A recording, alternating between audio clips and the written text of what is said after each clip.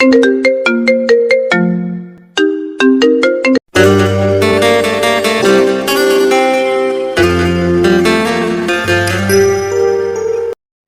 নতুন ভালোবাসার গল্প পেতে আমাদের চ্যানেলটি সাবস্ক্রাইব করে পাশে থাকা বেল আইকনে ক্লিক করুন। ধন্যবাদ। শিহাব রুহানিকে একটানে কোলে বসিয়ে জড়িয়ে ধরল, কাঁধে মুখ রেখে বলল, এনিওয়ে, তুমি যত বড়ই হও না কেন, আমার কাছে তোমাকে সেই আগের পিচ্চি রুহানি বলেই মনে হয়। আচ্ছা তাই না? তো আমাকে কোন দিক দিয়ে আপনার পিচ্চি বলে মনে হয়? হ্যাঁ, হুম, কোনো দিক দিয়ে নয়। তুমি যুবতী কিংবা বুড়ি যেরকমই হও না কেন বা যে অবস্থাতেই থাকো, আমার কাছে কিন্তু সেই পিচ্চি বালিকা বধূ হিসেবেই থাকবে। আপনাকে কিছু বলতে চাই, শুনবেন? অবশ্যই। I love you so much. গল্পের শহরে আপনাদের স্বাগতম। গল্পটি শেষ পর্যন্ত মন দিয়ে শুনবেন, আশা করি 100% ভালো লাগবে। বাইরে কয়লা পোড়া রোদ, সকাল থেকে রোদের তাপ নিষিদ্ধ, আর তা যে দুপুরে দ্বিগুণ নিষিদ্ধ হবে না তার কি কোনো ইয়াত্তা আছে? তার উপর শহুরে জীবন, বেঁচে থাকাটাই যেন দায়। রোদের তাপে অতসহ হওয়া ছাড়া তো আর কোনো কথাই নেই। সকাল হতে না হতেই আলের মন খারাপ হয়ে আছে, কারণ তার মামাতো ভাই মজিদ মিয়া ফোন করে অনেক কান্নাকাটি করলেন, খুব বিপদের মধ্যে আছেন। মূলত ফোন রাখার পর থেকেই আলের মনটা বড্ড অস্থির হয়েছে। ইদানিং বিপদ নামক শব্দটার নাম শুনলেই তিনি ভীষণ অস্থিরতায় ভোগেন। বিপদগ্রস্ত লোকজনকে সামর্থ্য অনুযায়ী একটু সাহায্য সহযোগিতা করার জন্য তার আত্মাটা উন্মত্ত হয়ে ওঠে। সে যে কেউ হোক না কেন, তার বৈশিষ্ট্যের মধ্যে এ গুণটি অন্যতম। কিন্তু অনেক সময় তিনি আর্থিক সংকটের জন্য মানুষকে সাহায্য করতে পারেন না। স্বামী সরকারি চাকরিজীবী, মধ্যবিত্ত পরিবার হয়েও অসহায় দুস্থ মানুষের জন্য তার মনটা হু হু করে কেঁদে ওঠে। এর চাইতে বড় অভিপ্রায় আর কি হতে পারে? এতক্ষণে তিনি তার একমাত্র ছেলে শিহাবের জন্য অপেক্ষা করছিলেন, কিন্তু শিহাব এখনো ক্যাম্পাস থেকে ফিরছে না। যদিও বা তিনি ফোন করেছেন, তারপরও তার মনে পড়ল আজকে তো শিহাবের বন্ধুর বার্থডে। তো শিহাব ভালো কাপড় পরে গেছে, তাকে আর তৈরি হতে হবে না। তিনি মনে মনে বিড়বিড় করে বললেন, না, আর বসে থাকলে হবে না। বিছানা থেকে উঠে দাঁড়ালেন, দ্রুত পায়ে আলমিরা খুললেন, তারপর ড্রয়ার খুলে দেখলেন চকচকে কতখানি 500 টাকার নোট। টাকাগুলো ব্যাগে ভরে বোরখা পরার জন্য হাতে নেওয়া মাত্রই শিহাব ঘরে এসে ঢুকলো। আলেয়া উৎসুক হয়ে জিজ্ঞেস করলেন, কি রে বাবা, বাসায় আসতে আসতে এত বিলম্ব করলি যে? শিহাব একরাশ ক্লান্তি নিয়ে বলল, মা, জানোই তো আজকে রাফিনের বার্থডে, কিন্তু হঠাৎ ফোন করলে কেন? খানিকটা বিস্মিত হয়ে। আর বোরকা পরেই বা তুমি কোথায় যাচ্ছ? ও আর বলিস না, আমাদের এখনই এক জায়গায় যেতে হবে। আলিশাকে ফেলে যাবে নাকি? আর বাবাকে বলেছ তো? হ্যাঁ, আলিশা তো এখন স্কুলে, ওর সাথে নেওয়া সম্ভব না। আর আমি থাকবো নাকি তোর বাবাকেও বলেছি। এবার তুই চল তাড়াতাড়ি। গাড়িতে উঠে শিহাব কপাল কুঁচকে বলল, আচ্ছা মা, আমরা কোথায় যাচ্ছি? তোর মামার বাড়ি। শিহাব যেন কিছুটা বোকা বনে গেল। সে মুখ বাঁকা করে বলল, আমার তো কোনো মামা নেই। আর মামার বাড়ি কি এইদিকে নাকি? মা, রাস্তাটা তো অন্যদিকে পড়ছে। হ্যাঁ জানি তো, আমরা এখন গ্রামে তোর এক মামার বাড়ি যাচ্ছি। আচ্ছা, এটা তো খুশির খবর, কিন্তু মা, তোমার মুখটা এত মলিন দেখাচ্ছে কেন গো? মলিন? সেটা তো হবেই, কারণ আমার ভাইটা যে বিপদের মধ্যে আছে। বুঝলি বাবা, সকালে ফোন করে অনেক কান্নাকাটি করলো। বেচারা না জানি এখন কি করছে। মন খারাপ করো না মা, কিন্তু আমরা তো কখনো গ্রামে আসিনি, তুমি আসলেও আমি আসিনি। আমার প্রশ্ন হচ্ছে, মামা এতদিন কোথায় ছিলেন? আমার একজন মামা জীবিত আছেন, অথচ আমি চিনি না, জানি না। কি অদ্ভুত, তাই না মা? সেটাই তো। শিহাব নীরব হয়ে বসে রইল। একদিকে আলেয়ার মন খারাপ, আবার অন্যদিকে গ্রামে যাচ্ছেন। সেই আনন্দে তার মনটা কদাচিৎ পুলকিত হচ্ছে। কতদিন হলো তার গ্রামে ফেরা হয় না। গ্রামের মেঠো পথ, ভোরের দুর্বায় জমে থাকা শিশির কণা আর সবুজের সমারোহ খুব করে টানছিল তাকে। কিন্তু গ্রামে ফিরে তিনি একদম থবনে গেলেন। হায়, এটা কি গ্রাম নাকি উপশহর বোঝা বড় দায়। মাটির দেয়াল আর খড়ের একচালা দুচালা ঘরের বদলে গড়ে উঠেছে ইট পাথরের দালান কোঠা। কত বছর হয়েছে তিনি গ্রামে আসেনি, কিন্তু বর্তমান সময়ে গ্রামের এরকম দৃশ্য দেখে তিনি হতাশ হয়ে পড়লেন। তার মুখটা মলিন হয়ে এলো। এর মধ্যে মজিদ মিয়ার বাড়ির সামনের রাস্তায় এসে রিক্সা থামলো। এদিকে শিহাবের প্রায় করুণ অবস্থা। কখনো সে এরকম পরিবেশে আসেনি। কাঁচা রাস্তা গাড়ির ঝাঁকুনিতে তার পেটের ভাত হজম হওয়ার উপক্রম। সে ঘেমে একাকার। তার মায়ের দিকে তাকিয়ে দেখলো, একটু আগে যে মুখে চিন্তার ভাত ছিল, এখন মুখে তা একফালে স্মিত হাসি। সেও আড়ালে মুচকি হাসলো। ভাড়া মিটিয়ে ওরা মজিদ মিয়ার ঘরের চৌকাঠে পা রাখতে না রাখতে দেখলো, তাদের দেখে একদল কিশোরী মেয়ে দৌড়ে অন্য দরজা দিয়ে পালিয়ে যাচ্ছে। আর অবশিষ্ট একটা ছোট্ট মেয়ে তার পুতুল সহ সব খেলনা ফ্রকের মধ্যে তুলে নিল এবং লজ্জা পেয়ে দৌড়ে ঘরে ঢুকে পড়ল। তারা হয়তো খেলছিল, হয়তো দুমদাম করে পুতুলের বিয়ে দিচ্ছিল, কিন্তু সে আর তার মায়ের আগমনে তাদের খেলায় ব্যাঘাত ঘটল। শিহাব কখনো এরকম দৃশ্য দেখেনি, কিন্তু সে এবং তার মাকে দেখে এতটুকু বাচ্চা মেয়েগুলো লজ্জা পেল। মূলত এদিকটা ভেবে সে খানিকটা বিস্মিত হলো এবং দৃশ্যটা তার কাছে খুবই ভালো লাগলো। যাই হোক, আলেয়া সামনের রুমে ঢুকে দেখলেন রুগ্ন দেহখানি নিয়ে মজিদ মিয়া বিছানায় শুয়ে আছেন। আহ, কি করুণ অবস্থা! শিহাব সালাম করে কুশল বিনিময় করলো। মজিদ মিয়ার অবস্থা দেখে তার খুব খারাপ লাগছে। আলেয়া তো প্রায় কেঁদেই ফেলেছেন। তিনি ভাঙা গলায় বললেন, এই অবস্থা কি করে হলো রে ভাই? আমার আরো আগে খবর কেন দিলি না? মজিদ আলেয়ার আগমনে বড্ড খুশি হয়েছেন। তারও চোখের কোণে জল জমেছে। তিনি আলেয়াকে শান্ত স্বরে বললেন, আপা কাইন্দো না, তোমার লগে মেলা জরুরি কথা আছিল, আগে হাত মুখ ধুইয়া নাস্তা কইরা লও। এই বলে তিনি রুহানিকে ডাকলেন। রুহানি লজ্জায় জড়সড় হয়ে তার বাবার রুমে আসলো এবং তাদেরকে সালাম করলো। মজিদ মিয়া মেয়েকে তাদের সাথে পরিচয় করিয়ে দিলেন। আলেয়া রুহানিকে কাছে টেনে নিলেন, মাথায় হাত বুলিয়ে দিলেন। মজিদ মৃদু হেসে বললেন, রুহানি তোর ফুপি আর ভাইরে নিয়া কলপারে যা, আর রাহানুমারে ক মেহমানদের জন্য নাস্তা প্রস্তুত করতে। রাহনুমা হলো মজিদ মিয়ার ভাগ্নি। পুরা কপাল। দুঃখের কথা হলো মজিদের স্ত্রী যে বছর অ্যাক্সিডেন্ট করে মারা যান, ওই বছর রাহনুমার মা উচ্চ রক্তচাপে মারা যান। মজিদ মিয়ার অবস্থা এতটাই করুণ ছিল যে তা ভাষায় প্রকাশ করার মতো না। যাকে বলে অল্প শোকে কাতর আর অধিক শোকে পাথর। যাই হোক, রুহানি মাথা নাড়িয়ে তার বাবার কথায় সায় দিল। অতঃপর নাস্তার পর্ব শেষ হলে মজিদ মিয়া স্মিত হেসে শিহাবকে বললেন, ভাগিনা মামুর বাড়ি আইয়া কষ্ট করলাই, তেমন কিছু খাইতে পারি নাই। শিহাব মৃদু হেসে বলল, আরে মামা কি বলছেন এসব? আমরা তো খেতে আসিনি, শুধু আপনাকে দেখার জন্য এসেছি। এবং এতটুকু খাবার দিয়ে যে আপ্যায়ন করেছেন, বলুন তো তার শুকরিয়া আমরা কিভাবে আদায় করতে পারি? মজিদ মিয়া হাসলেন। স্বস্তির হাসি হেসে বললেন, ভাইগনারে কলজাটা ঠান্ডা হয়ে গেল গা, তোমরা আমার বাড়ি আইসো, আমার থেকে মেলা খুশি মনে হয় আর কেউ হয়নি। একটু সময় থেমে আলেয়াকে উদ্দেশ্য করে বললেন, আপা একটা কথা কই, রাগ কইরো না। আবার বাইরের অবস্থা ভালো হইলেও ভেতরের রোগ চিন্তায় কুরে কুরে খাচ্ছে। কয়েকদিন আগে ডাক্তারের কাছে গিয়েছিলাম, পরীক্ষা করে কয়েকটা টেস্ট দিল। রিপোর্ট আওয়ানোর পর ডাক্তার যা কইলো নিজের কাণ্ডেও বিশ্বাস করতে পারছিলাম না। 7 বছর আগে সন্দেহ করে যেই কথা বলেছিল তা যেন 7 বছর পরে প্রতিফলন হইল।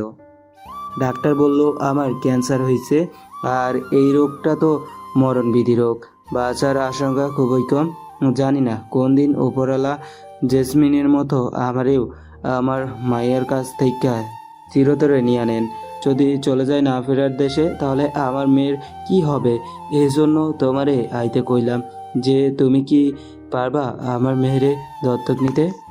আলের মুখটা মুহূর্তেই ফ্যাকাশে হয়ে এলো। যে আলের আত্মা দুস্থ মানুষের জন্য কেঁদে ওঠে, সে আলেই যেন মজিদের কথা শুনে বিরক্ত হয়ে গেলেন। শিহাবও তার মায়ের এমন রূপ দেখে ঘাবড়ে গেল। আলেয়া রাগী কণ্ঠে কটমট হয়ে বললেন, আমি পারুম না। আকস্মিক এই পুঙ্খানুপুঙ্খ কথাটি শোনার জন্য কেউই প্রস্তুত ছিল না। কথাটি যেন দেয়ালে বারংবার স্পষ্ট হয়ে বিকট শব্দে প্রতিধ্বনিত হচ্ছিল। শিহাবের চোখ যেন কুঠির থেকে বের হওয়ার উপক্রম। সে চিনতে পারছে না এটাই কি তার মা, এটাই কি তার দয়ালু মনের মমতাময়ী মা। মজিদ মিয়ার মুখটা হতাশা ছোট হয়ে এলো। তিনি মাথা নিচু করে ফেলেন। আলেয়া চারদিক পরক করে তেজি কণ্ঠে শিহাবকে বললেন, শিহাব, তুই এই রুম থেকে বারান্দায় চলে যা। মজিদের সাথে আমার কিছু বোঝাপড়া আছে। আমি চাই না সে তোর সামনে লজ্জিত বা অপমানিত হোক। এ যেন কাটা গায়ে নুনের ছিটা। মজিদ মিয়া আলেয়ার আচরণে একের পর এক বিস্মিত হচ্ছেন। পাশের ঘরে রাহনুমা ছিল, তাদের কথোপকথন শুনে সেও থবনে গেল। কিন্তু মা, আলেয়া শিহাবকে থামিয়ে বললেন, তোকে যেটা বলছি সেটাই শোন। শিহাব হতাশ হয়ে বারান্দায় চলে গেল। কখনো তার মায়ের বিরুদ্ধে সে কিছু বলতে পারেনি। আজ বলতে চেয়েও বাধা পেয়ে ঘৃণায় কিছু না বলেই একরাশ ক্ষোভ নিয়ে রুম থেকে বারান্দায় চলে গেল। আলেয়া এবার বললেন, আমি তোর মেয়েরে দত্তক নিতে পারুম না, বরং আমার মেয়ে বানিয়ে সারা জীবনের জন্য আমার ঘরে তুলে নিব। তার মা নেই তো কি হয়েছে, আমি আছি না। মজিদের ভাষা হারানোর উপক্রম। চোখ দুটো অশ্রুসিক্ত হয়েছে। তিনি টেনে টেনে বললেন, মানে কি আপা? আলেয়া হেসে বললেন, মানেটা হলো দত্তক নিয়ে আমি এত দয়া দেখাতে চাই না, বরং রুহানিকে আমার একমাত্র ছেলের বউ বানিয়ে সারা জীবনের জন্য আমার মেয়ে হিসেবে গড়ে তুলব। রুহানি দয়া নয়, অধিকার নিয়ে বাঁচবে। একটা উদাহরণ দিয়ে বলছি, একজন মেহমান যখন 6 থেকে 8 মাস পর তার কোনো আত্মীয়দের বাসায় একদিন অথবা কিছু সময়ের জন্য যায়, তখন আত্মীয়রা সর্বোচ্চ চেষ্টা করে মেহমানের খাতির যত্নের জন্য কোনো ত্রুটি না থাকে। কিন্তু সেই মেহমানই যদি তাদের বাসায় 1 মাস অথবা দীর্ঘদিন থাকার উদ্দেশ্যে যায়, তখন কিন্তু তাদের আর ওই রকম বিশেষ আপ্যায়ন থাকে না বা করা হয় না। তখন তারা বাসায় 3 বেলা যা খাবে দীর্ঘদিন ব্যাপী থাকে, মেহমানকেও তাই গিলতে হবে। আর এটাই তো স্বাভাবিক। তো কথাটার সারমর্ম বুঝলি? আটে চাইরে খায় যায় 8 খান পায়, নিত নিত যায় ঝাঁটার বাড়ি খায়। এখন হয়তো রুহানিকে আমার বিশাল দয়ার পাহাড় দেখিয়ে আমার ঘরে তুলে নিলাম, কিন্তু পরে পরিস্থিতির চাপে যদি তাকে কষ্ট দিয়ে ফেলি, কিন্তু তার উপর কোনো কারণে যদি বিরক্ত হয়ে তার সাথে দুর্ব্যবহার করে ফেলি, যদিও বা আমি এবং আমার পরিবারের মানুষজন এরকমটা করবে না, কিন্তু তারপরও মানুষের মন বড়ই অদ্ভুত। তাহলে কি হলো? প্রথমে দয়া দেখিয়ে পরে অত্যাচার, এর কি কোনো মানে আছে?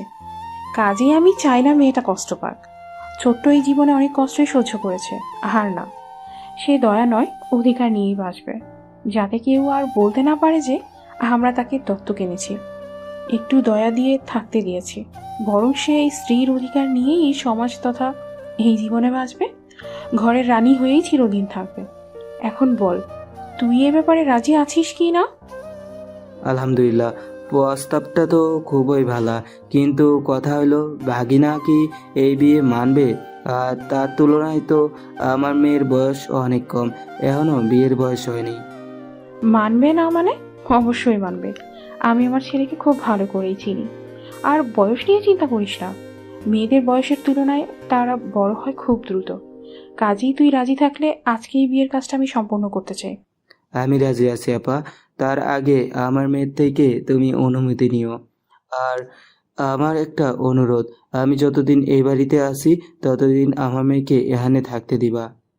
এসব নিয়ে চিন্তা করিস না, কালকে অথবা পরশু আমি তোরে ভালো একটা হাসপাতালে নিয়ে যাব। শহরে অনেক বড় বড় ডাক্তার আছে, ভালো ডাক্তার দিয়ে চিকিৎসা করাবো। যাই হোক, আমি এখন শিহাবের সাথে কথা বলতে যাচ্ছি। আচ্ছা আপা। অবশেষে আলিয়ার 10 বছর বয়সী রুহানা নামের এক কিশোরী কন্যার সাথে তার একমাত্র ছেলে শিহাবের বিয়ে পড়িয়ে দেওয়ার জন্য উন্মত্ত হয়ে ওঠেন, এবং সেটা আজকের মধ্যেই বলে তিনি মনস্থির করলেন। তিনি মজিদ মিয়ার রুম থেকে বেরিয়ে আসলেন, গরমে হাঁসফাঁস করছেন। করিডোরে আসতেই দেখলেন রাহনুমা ফ্লোরে বসে আছে। আলিয়াকে দেখে বসা থেকে উঠে দাঁড়ালো। আলিয়া রাহনুমার কাছে আসলে সে একরাশ বিস্ময় নিয়ে বলল, খালা, তুমি না একটু আগে রাগান্বিত ছিলে? আলিয়া হেসে বললেন, ও আর বলিস না, আমার ভাইকে সারপ্রাইজ করার জন্যই আমার রাগ দেখিয়েছিলাম। রাহনুমা আলিয়ার কথার কোনো মানে বুঝলো না। সে তীক্ষ্ণ চোখে তাকিয়ে বলল, মানে কিরকম সারপ্রাইজ? ও তুই তো জানিসই না, আজকে শিহাবের সাথে রুহানির বিয়ে হবে।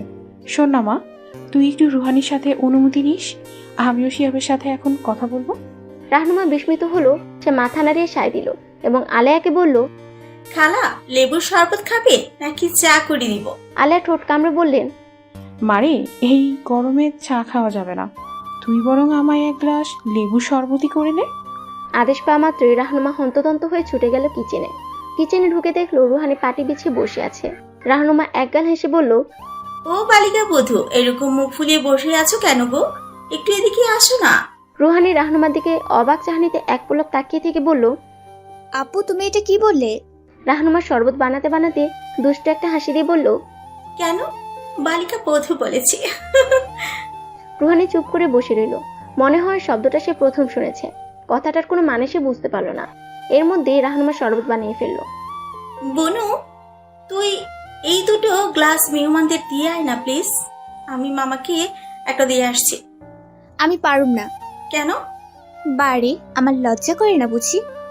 রাহনুমা হেসে উঠল।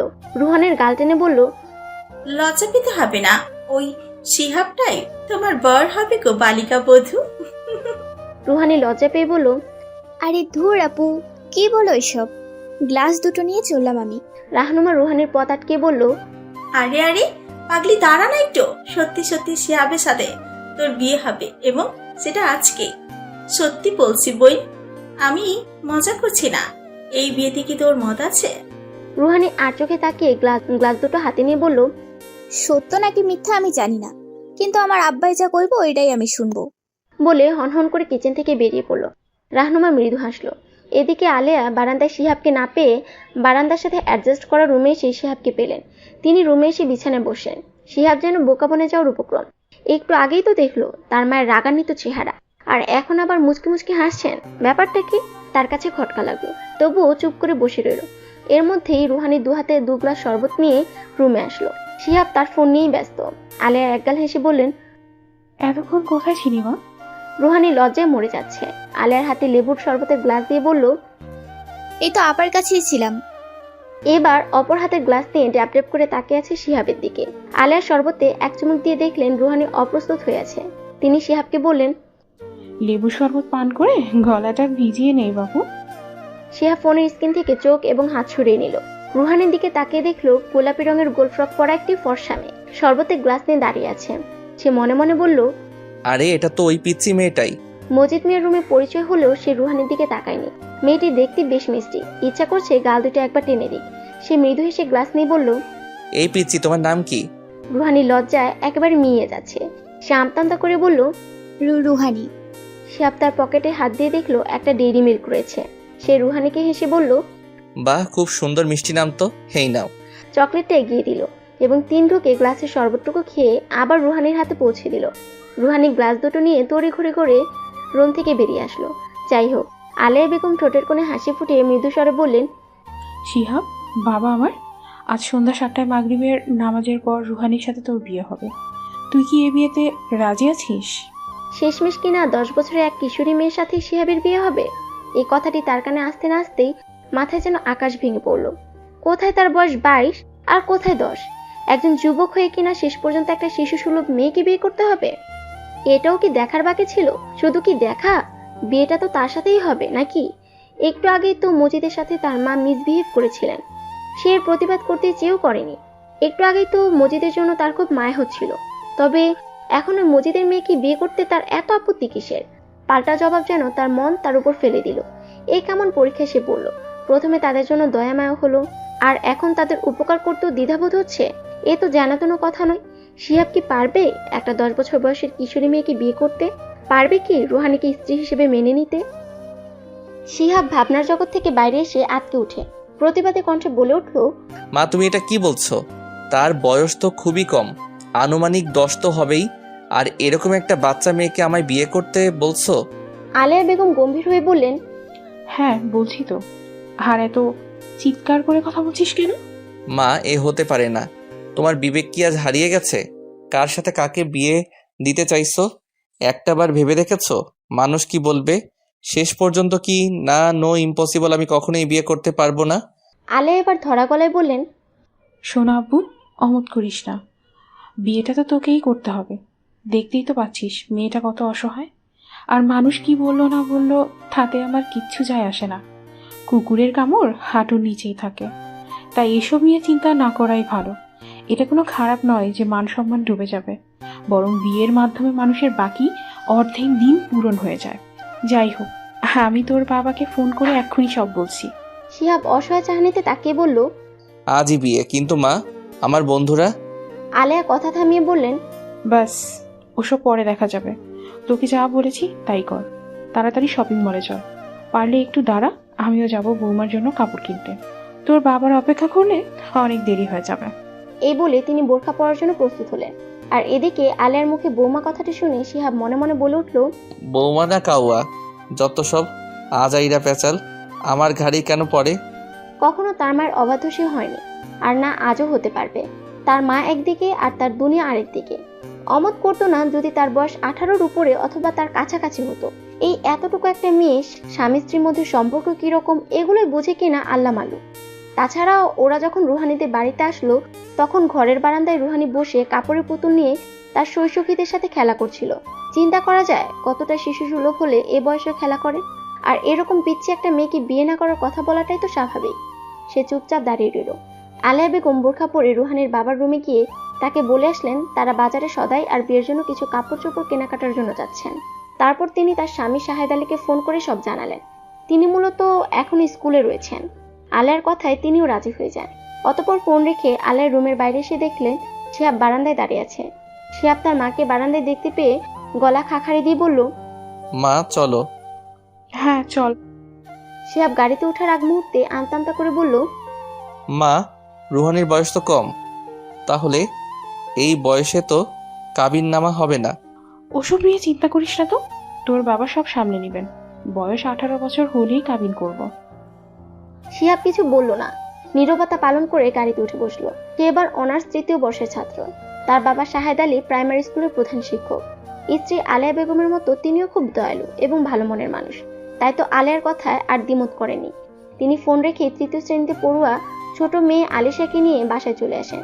শাহেদ বলেছিলেন আলিশাকে নিয়ে বাসায় লাঞ্চ করে তারপর মজিদের বাড়িতে আসবে, কিন্তু আলেয়া মানা করে দিলেন, কারণ মজিদের বাড়িতে তাদের জন্য দুপুরের খাবার রান্না করা হচ্ছে।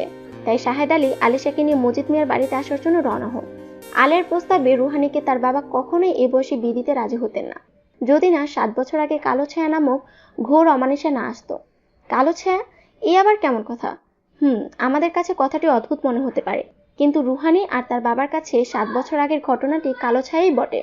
কারণ 7 বছর আগে মজিদ মিয়া তার স্ত্রী এবং 2 বছরের শিশুকন্যা রুহানিকে নিয়ে দেশ ভ্রমণ করার জন্য বেরিয়েছিলেন।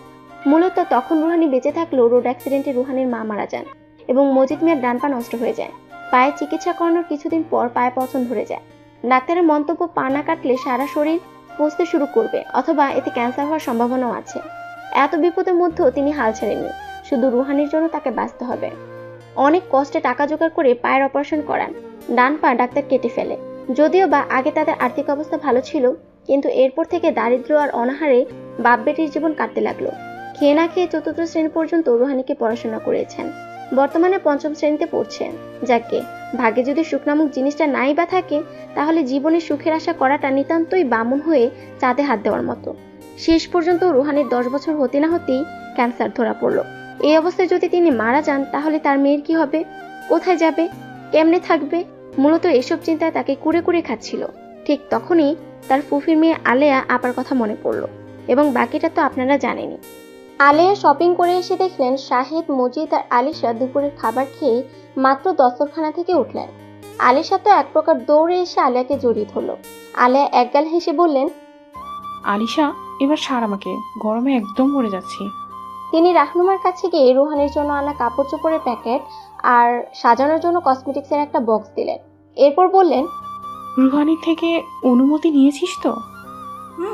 রুহানি বলেছে মামা যা বলবেন সে তাই শুনবে।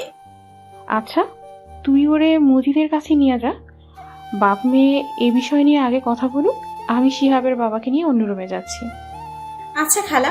রাহনুমা তার রুমে নিজের জিনিসপত্রগুলো রেখে কিচেনে এসে দেখলো কিচেনের পেছনের দরজা খোলা। সে বাইরে বেরিয়ে দেখলো রুহানি পুকুর পাড়ের বকুলতলায় আনমনে বসে আছে।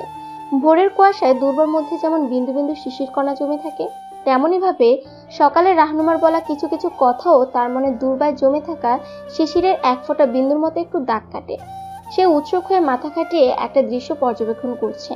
আর ওই দৃশ্যটি হলো, কয়েকদিন আগে সে তার সখীদের নিয়ে পুতুল বিয়ে দিচ্ছিল। সে ছিল বরপক্ষ আর তার অন্য সখীরা ছিল কনেপক্ষ। বিয়ের দিন সে তার বরপুতুলটিকে নিয়ে কনের বাড়িতে গিয়েছিল এবং বিয়ে পড়িয়ে তার সখীর কোণে পুতুলটা সে নিয়ে এসেছিল। অর্থাৎ পুতুল বিয়ের মতো যদি মানুষের বিয়ে হয়, তাহলে তো তার সাথেও ওই একই ঘটনা ঘটতে যাচ্ছে। এরকম হলে তো তার বাবাকে ছেড়ে ওই গম্ভীর লোকটার সাথেই থাকতে হবে। অন্ধকারে অস্থির আলোর আভায় ছায়াবাজির মতো মশালের উদ্যত শিখা যেমন লাফিয়ে ওঠে, ঠিক তেমনই ভাবে তার বাবাকে ছেড়ে সে চলে যাবে। কথাটি কানে বাজতেই রুহানির মনটা বড্ড অস্থির হয়ে উঠল। সে মৃদু কেঁপে উঠল। সত্যি সত্যি যদি সে তার বাবার থেকে দূরে কোথাও কোনো অজানা পরিবেশে পৃথক হয়ে যায়, তাহলে তার এখন প্রচুর কান্না পাচ্ছে। ইচ্ছা করছে হাউমাউ করে কাঁদতে। সে তো দেখেছে তাদের গ্রামে কত মেয়েদের বিয়ে হয়েছে, কিন্তু যাদের বিয়ে হয়েছিল ওরা তো তার তুলনায় অনেক বড় ছিল। তাহলে কেন তার বাবা এত ছোট থাকতে তাকে বিয়ে দিবেন? তার অবচেতন মনটা যেন তাকেই প্রশ্ন করছে। এই মুহূর্তে রুহানির মাথায় বিদ্যুতের তড়িৎ গতির ন্যায় একটা কথা মাথায় এসে হাজির হলো, আর তা হলো, এখন যদি তার মা বেঁচে থাকতো, তাহলে কি তার বাবা এখনই তাকে বিয়ে দিতে পারতেন? নিশ্চয়ই না। এই মুহূর্তে সে তার মায়ের অভাবটা উপলব্ধি করতে পারছে। মায়ের শূন্যতা এখন থেকে খুব করে পীড়া দিচ্ছে। হাই আব্বা আমার, আজ যদি তুমি অসুস্থ না থাকতে, তাহলে কখনোই আমার এদিন দেখতে হতো না, কিংবা আমার মা বেঁচে থাকতেন। এই বলে রুহানি দীর্ঘশ্বাস ছেড়ে আকাশ পানে তাকালো। দূর আকাশে শঙ্খচিলগুলো উঠছে, সাদা কালো মেঘের ভেলায় তারা হারিয়ে যাচ্ছে। তারও ইচ্ছা করছে কোথাও হারিয়ে যেতে। চোখ দুটো নোনা জালে টলমল করে উঠল। রাতের আকাশে থাকা মিটিমিটি তারার মতো তার আখিদয়ে জমে থাকা নোনা জলও তারার মতো ঝলমল করে উঠল।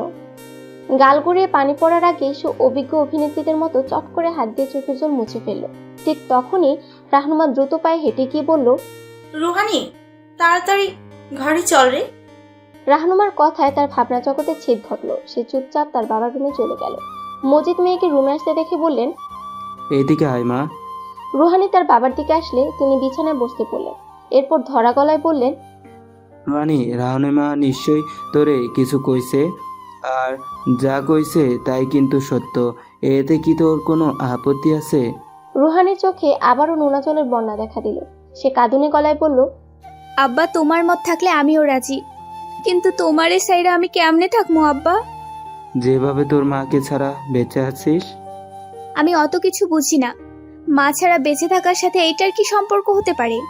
সম্পর্ক আছে বইলাই তো কইলাম রে মা। তোর মায়ের মৃত্যুর পর যেমন আমরা বাবা মেয়ে জীবন নামক নদী সাঁতরিয়ে নদীর ঘাট পারে উঠেছিলাম, ঠিক সেভাবে তোরেও বাচ্চা থাকতে হইব।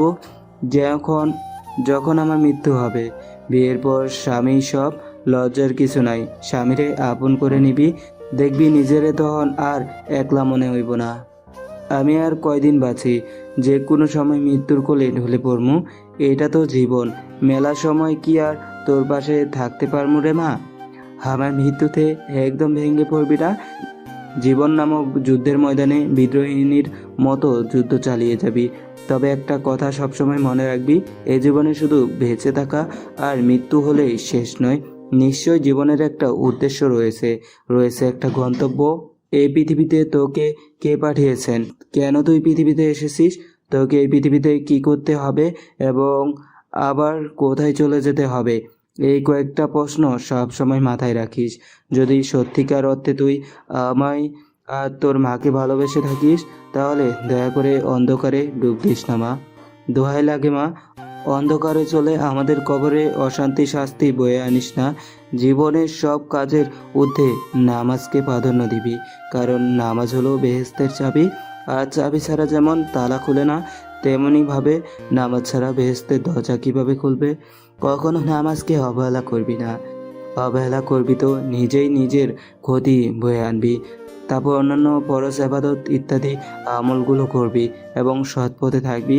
কখনো স্বামীর মনে কষ্ট দিবি না, কখনো তার অবাধ্য হবি না। সবসময় তাকে সন্তুষ্ট রাখার ব্যাপারে সচেতন থাকবি।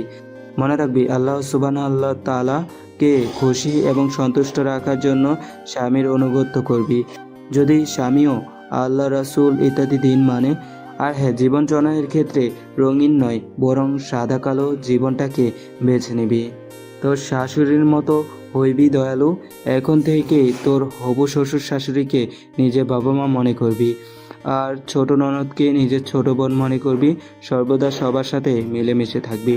আল্লাহ যদি না চান, তাহলে দেখবি অশান্তি নামক রোগের ছায়াটা কখনো তোকে গ্রাস করতে পারবে না। যাকে মেলা কথা কইলাম, সব মাথায় রাখিস। এখন আমার থেকে দূরে দূরে থাক। মায়া বাড়াইস না রে মা, আমার বুকটা ফেটে যাচ্ছে। আমায় একটু একা থাকতে দে।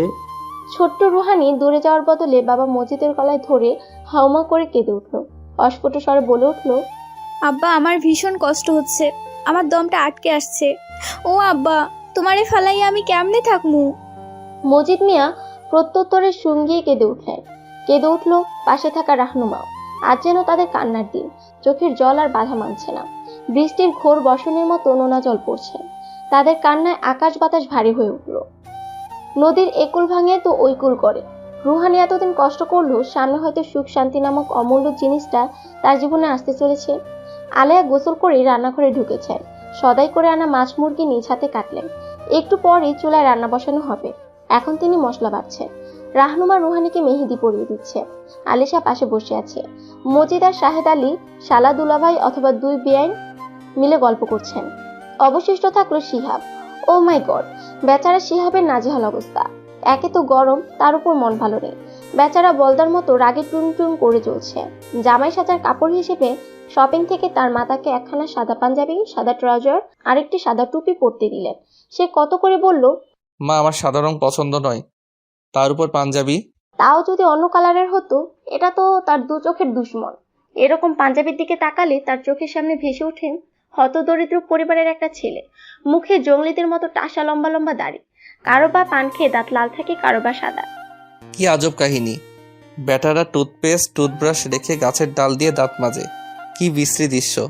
এদেরকে বলা হয় হুজুর। আর কেউ যদি ধর্ম মেনে চলে তাহলে তাদেরকেও বলা হয় হুজুর। আর হুজুরদের শুধু জানাজার নামাজ, জুমার দিনে আর 5 ওয়াক্ত সালাতে ইমামগিরিতেই প্রয়োজন। জঙ্গলিগুলো তো এসব কাজেই থাকবে, তা বই কি অফিসে থাকবে। এক একটা গণ্যমূর্খ, সব কিছুতেই নাক গলায়, এটা করো না ওটা করো না, অথচ নিজেরাই বাচ্চাদের বলৎকারের দায়ে মানসম্মান খুইয়ে থানা হাজতে যায়, আবার আমাদের আসে শাসন করতে। কেন ভাই? আমার স্বাধীনতায় হস্তক্ষেপ করার তোমরা কে? জাস্ট বিরক্তিকর মানুষ ওরা। শুধু কি বিরক্তিকর আর জঙ্গলি? এরা জঙ্গলিও বটে। সে তো নামাজ পড়তেই চায় না, শুধু তার মায়ের বকাবকিতে কোনো মতে 4 ওয়াক্ত নামাজ পড়ে, শুক্রবারে মসজিদে যায় আর রোজার দিনে 1 মাস রোজা রাখে। তাও আল্লাহর ভয়ে নয়, রোজা না রাখলে মানুষ কি বলবে, শুধুমাত্র মানুষ কি বলবে এর জন্যই রোজা রাখা হয়। এই ধর্মের মধ্যে নামাজ, রোজা, মুসা, ঈসা, মুহাম্মদের আগমন ইত্যাদি তার কাছে কেবল নিছক রূপকথার গল্পের মতোই মনে হয়। একদিন তার প্রাণপ্রিয় বন্ধুকে বলেছিল, আচ্ছা, ধর্মের বই কিংবা মানুষ যে আখিরাত, নবী রাসূল, সস্ত্রা নিয়ে বুলি উড়ায়, এগুলো কি তোর কাছে সত্যি মনে হয়? প্রাণপ্রিয় বন্ধু রাফিন তার মতো একটা নাস্তিক। সে হেসে বলেছিল, আরে ইয়ার, তুইও কি পাগল হয়ে গেলি নাকি? মানুষ গল্প বলতে ভালোবাসে, গল্প লিখতে ভালোবাসে, রূপকথার গল্প। কিছু গল্প আছে যেগুলো স্বপ্নেই সম্ভব, বাস্তবে নয়। মানুষ তো এগুলো কল্পনা করেই রংচংতার রূপদান করে মানুষের সামনে তুলে ধরে। ঠিক তেমনি ভাবে এই ধর্মকর্ম মানুষের কল্পনা থেকেই তৈরি কিছু আজগুবি কথা। এগুলোতে কান না দেওয়াই ভালো। জীবন মানে কি জানিস? উপভোগ করা। সো যত পারো উপভোগ করো, পেরা নাই। চিল। সেদিন বন্ধুর উত্তরে সে যে খুব একটা সন্তুষ্ট কিংবা অসন্তুষ্ট হলো খুব একটা বোঝা গেল না। এসব ধামাচাপা দিয়ে রেখে দিল। সে মুসলমানের ঘরে জন্ম নিয়েছে ঠিকই, কিন্তু নাস্তিকদের মতো হুজুরদের করা কাজগুলোকে মনে প্রাণে ঘৃণা করে। সে মনে করে পৃথিবীতে কোনো সৃষ্টিকর্তা নেই, আর মুহাম্মদ নামের কোনো ব্যক্তি এই পৃথিবীতে আদৌ এসেছিল কিনা তা নিয়ে তার সন্দেহের কোনো ইয়াত্তা নেই। এজন্যই সে পাঞ্জাবি টুপি পরতে পছন্দ করে না। কিন্তু তার কথা শুনলেন না তার মা। গোসল করে তার অপছন্দের কাপড়গুলো পরতে হলো। আচ্ছা, এটা কি গুড ম্যানার্সের মধ্যে পড়ে? তার কাছে তার সাথে করা কাজটি মোটেই ভালো লাগেনি। পাঞ্জাবির হাতা অনেক লম্বা। সে আয়নায় তাকিয়ে দেখলো তাকে খেতে রাখা কাকতারুয়ার মতো লাগছে। সে 2 হাত লম্বা এবং উঁচু করলো, এক পায়ে দাঁড়িয়ে থাকলো। সত্যিই তো কাকতারুয়ার মতো লাগছে। রাগ ক্রমশ বেড়েই চলেছে। ইচ্ছে করছে পাঞ্জাবি ছিঁড়ে ফেলতে, তাহলে পথের ফকিরের মতো লাগবে। সে দাঁত শক্ত করে কটমট করছে, মনে হচ্ছে এক্ষুনি বোম ব্লাস্ট হয়ে যাবে। সে পাঞ্জাবির হাতা ফোল্ড করলো। মনকে শান্ত করার জন্য আয়নায় তাকিয়ে মনে মনে বলতে লাগলো, Shihab, are you okay? Why are you so restless? Hey bro, don't take you for granted. It's nothing. You are just getting angry and I don't like it. না, রাগ কমছে না। অস্ফুটে বলল, বাল, তোর পছন্দের কোনো দাম আছে নাকি রে? তুই তো বাজারে সদাই করা একটা বলদের চেয়েও কম নয়। পরক্ষণে বলে উঠল, হোয়াট ননসেন্স! আমি নিজেকে নিজেই বলদ বললাম? Oh no no no, just kidding, হাম্বা হা হা হা। বিছানায় ধপ করে পড়ে হাসতে হাসতে গড়াগড়ি খাচ্ছে। এখন মনটা মোটামুটি ভালো হয়েছে। এবার ফোন অন করলো। রাফিনকে বিষয়টি শেয়ার করা প্রয়োজন। ফেসবুকে ঢুকে দেখলো বেটা ভালোই আড্ডা মারছে সবার সাথে। ইনবক্সে নক করে বলল, কিরে, জন্মদিন বলে আজ বেশ ফুর্তি করছিস দেখছি। রাফিন হাহা ইমোজি দিয়ে রিপ্লাই দিল, তো কি করব? তোমার জ্বলে নাকি দাদা? না ভাই, তা চলবে কেন? রাফিন এবার স্যাড ইমোজি দিয়ে বলল, আচ্ছা বাদ দে দোস্ত, তুই এখন কোথায় রে? জন্মদিনটা পুরোপুরি সেলিব্রেট করতে পারলাম না, তার আগেই চলে গেলি। তোর উপস্থিতি খুব মিস করছি। শিহাবও স্যাড ইমোজি দিয়ে বলল, আর বলিস না ভাই, একটা প্যারায় ঢুকে গেছি। 10 বছরের একটা পিচ্চি মেয়েকে আমায় বিয়ে করতে হচ্ছে। শিহাবের এই টেক্সট দেখে রাফিনের বিশ্বাস হচ্ছে না। তার মনে হচ্ছে শিহাব মজা করছে।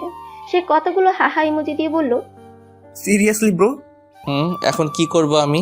কান্না পাচ্ছে খুব, ইচ্ছা করছে হাউমাউ করে কাঁদি, কিন্তু পুরুষ মানুষের কাঁদা কি আর মানায়?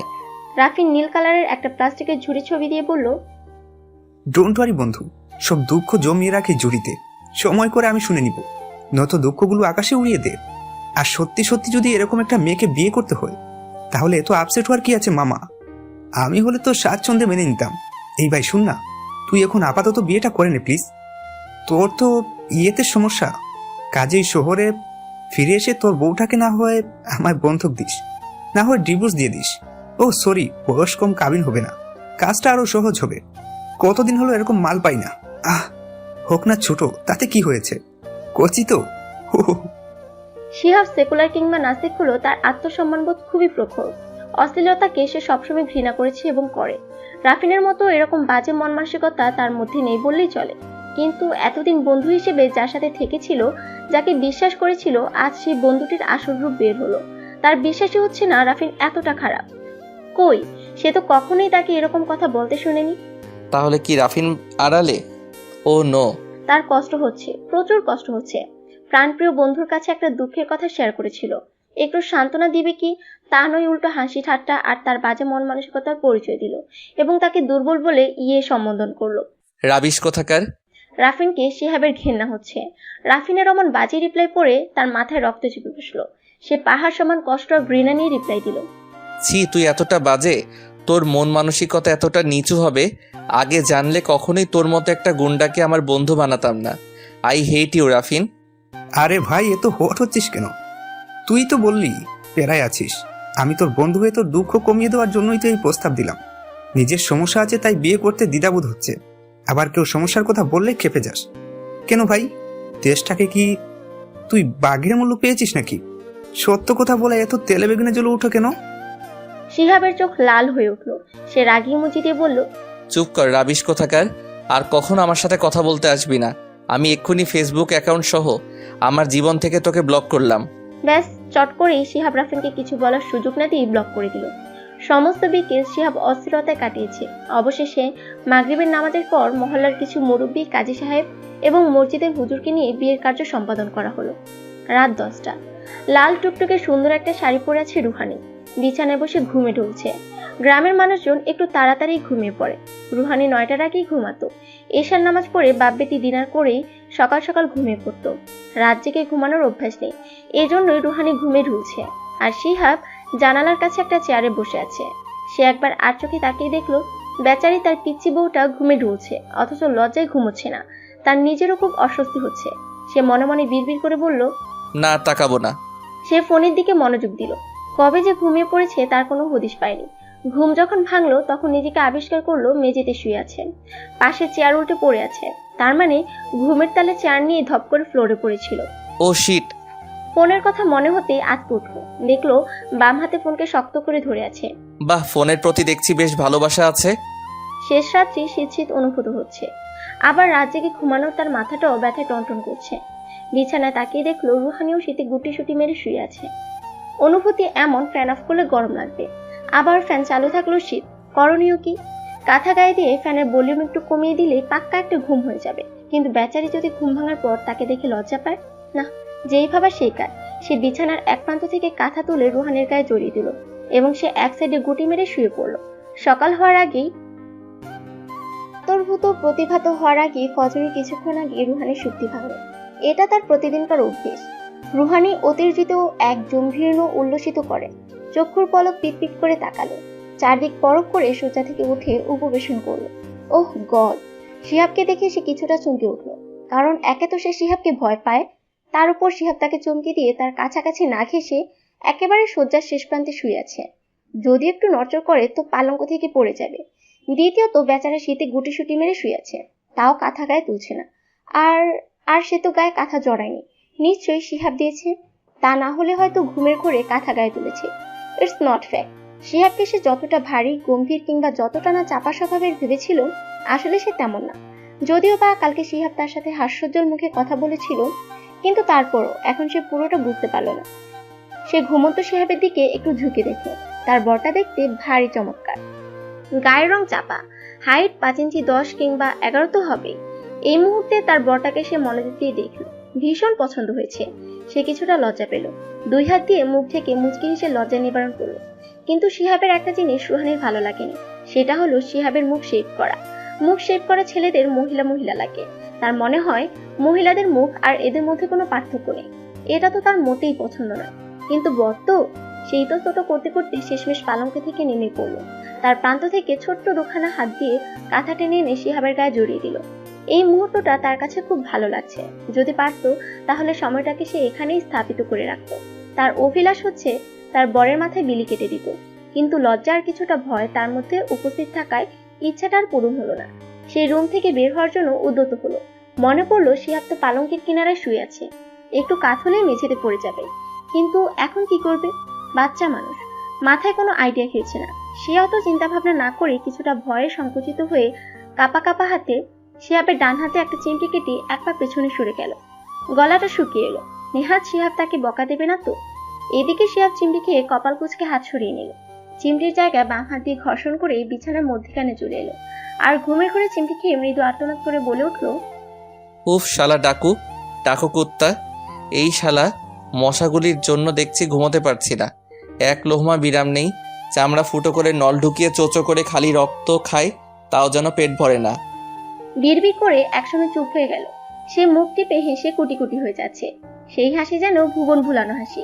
রুহানি গালিগুলোর কোনো অর্থ বুঝলো না, কিন্তু অমন ভারী মিষ্টি গালিগালাজ শুনে সে খুব মজা পেল, ভীষণ আনন্দিত হলো।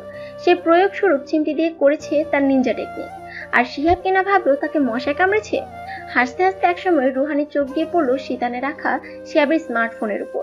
সে বিস্ময়ে কিছুটা পুলকিত হলো। সে দেখেছে তার প্রতিবেশী মাস্টার আপা ফারজানার যখন বিয়ে হয়েছিল, তখন বিয়ের দিন সবাই এ ধরনের ফোন দিয়ে বিয়ের অনেক ছবি তুলেছিল। কিন্তু এটা ভেবে কিঞ্চিত মন খারাপ করলো যে তার বরের এরকম ইয়া মোটা সুন্দর একটি ফোন থাকতো, বিয়ের একটা ছবিও উঠেনি। রুহানি শিহাবের উপর ভীষণ অভিমান করলো। মন করলো শিহাবের সাথে এবং তার সামনে সে কম কথা বলবে, তাকে ভয় পাওয়ার কিংবা বোবার মতো আচরণ করবে। যতদিন না শিহাব তাকে লাল টুকটুকে শাড়ি পরিয়ে বউ সাজিয়ে ছবি না তুলবে, ততদিন সে তার এ অভিনয় চালিয়ে যাবে। সে ঠোঁট কামড়ে পিছন ফিরল। উফ, এ কেমন শাড়ি? একরাশ বিরক্তি নিয়ে বলল, ইচ্ছে করছে শাড়ি খুলে মেঝেতে ছুঁড়ে ফেলতে, ভীষণ অস্বস্তি হচ্ছে। সে আলনা থেকে তার একটা জামা নিল। জামার সাথে থাকা পায়জামা ও ওড়না নিয়ে চেঞ্জ রুমে ঢুকলো। যদিও বা সে আগে ফ্রক কিংবা হাফ প্যান্ট পরতো, কিন্তু এখন সে ওই কাপড়গুলো পরতে লজ্জা পাচ্ছে। দ্রুত জামা কাপড় চেঞ্জ করে বের হলো। এই বুঝি ফজর আজান হয়ে যাচ্ছে। মুখে কাদো কাদো ভাব এনে বিড়বিড় করে বলল, ইস, আজ তাহাজ্জুদের নামাজ বুঝি পড়া হবে না।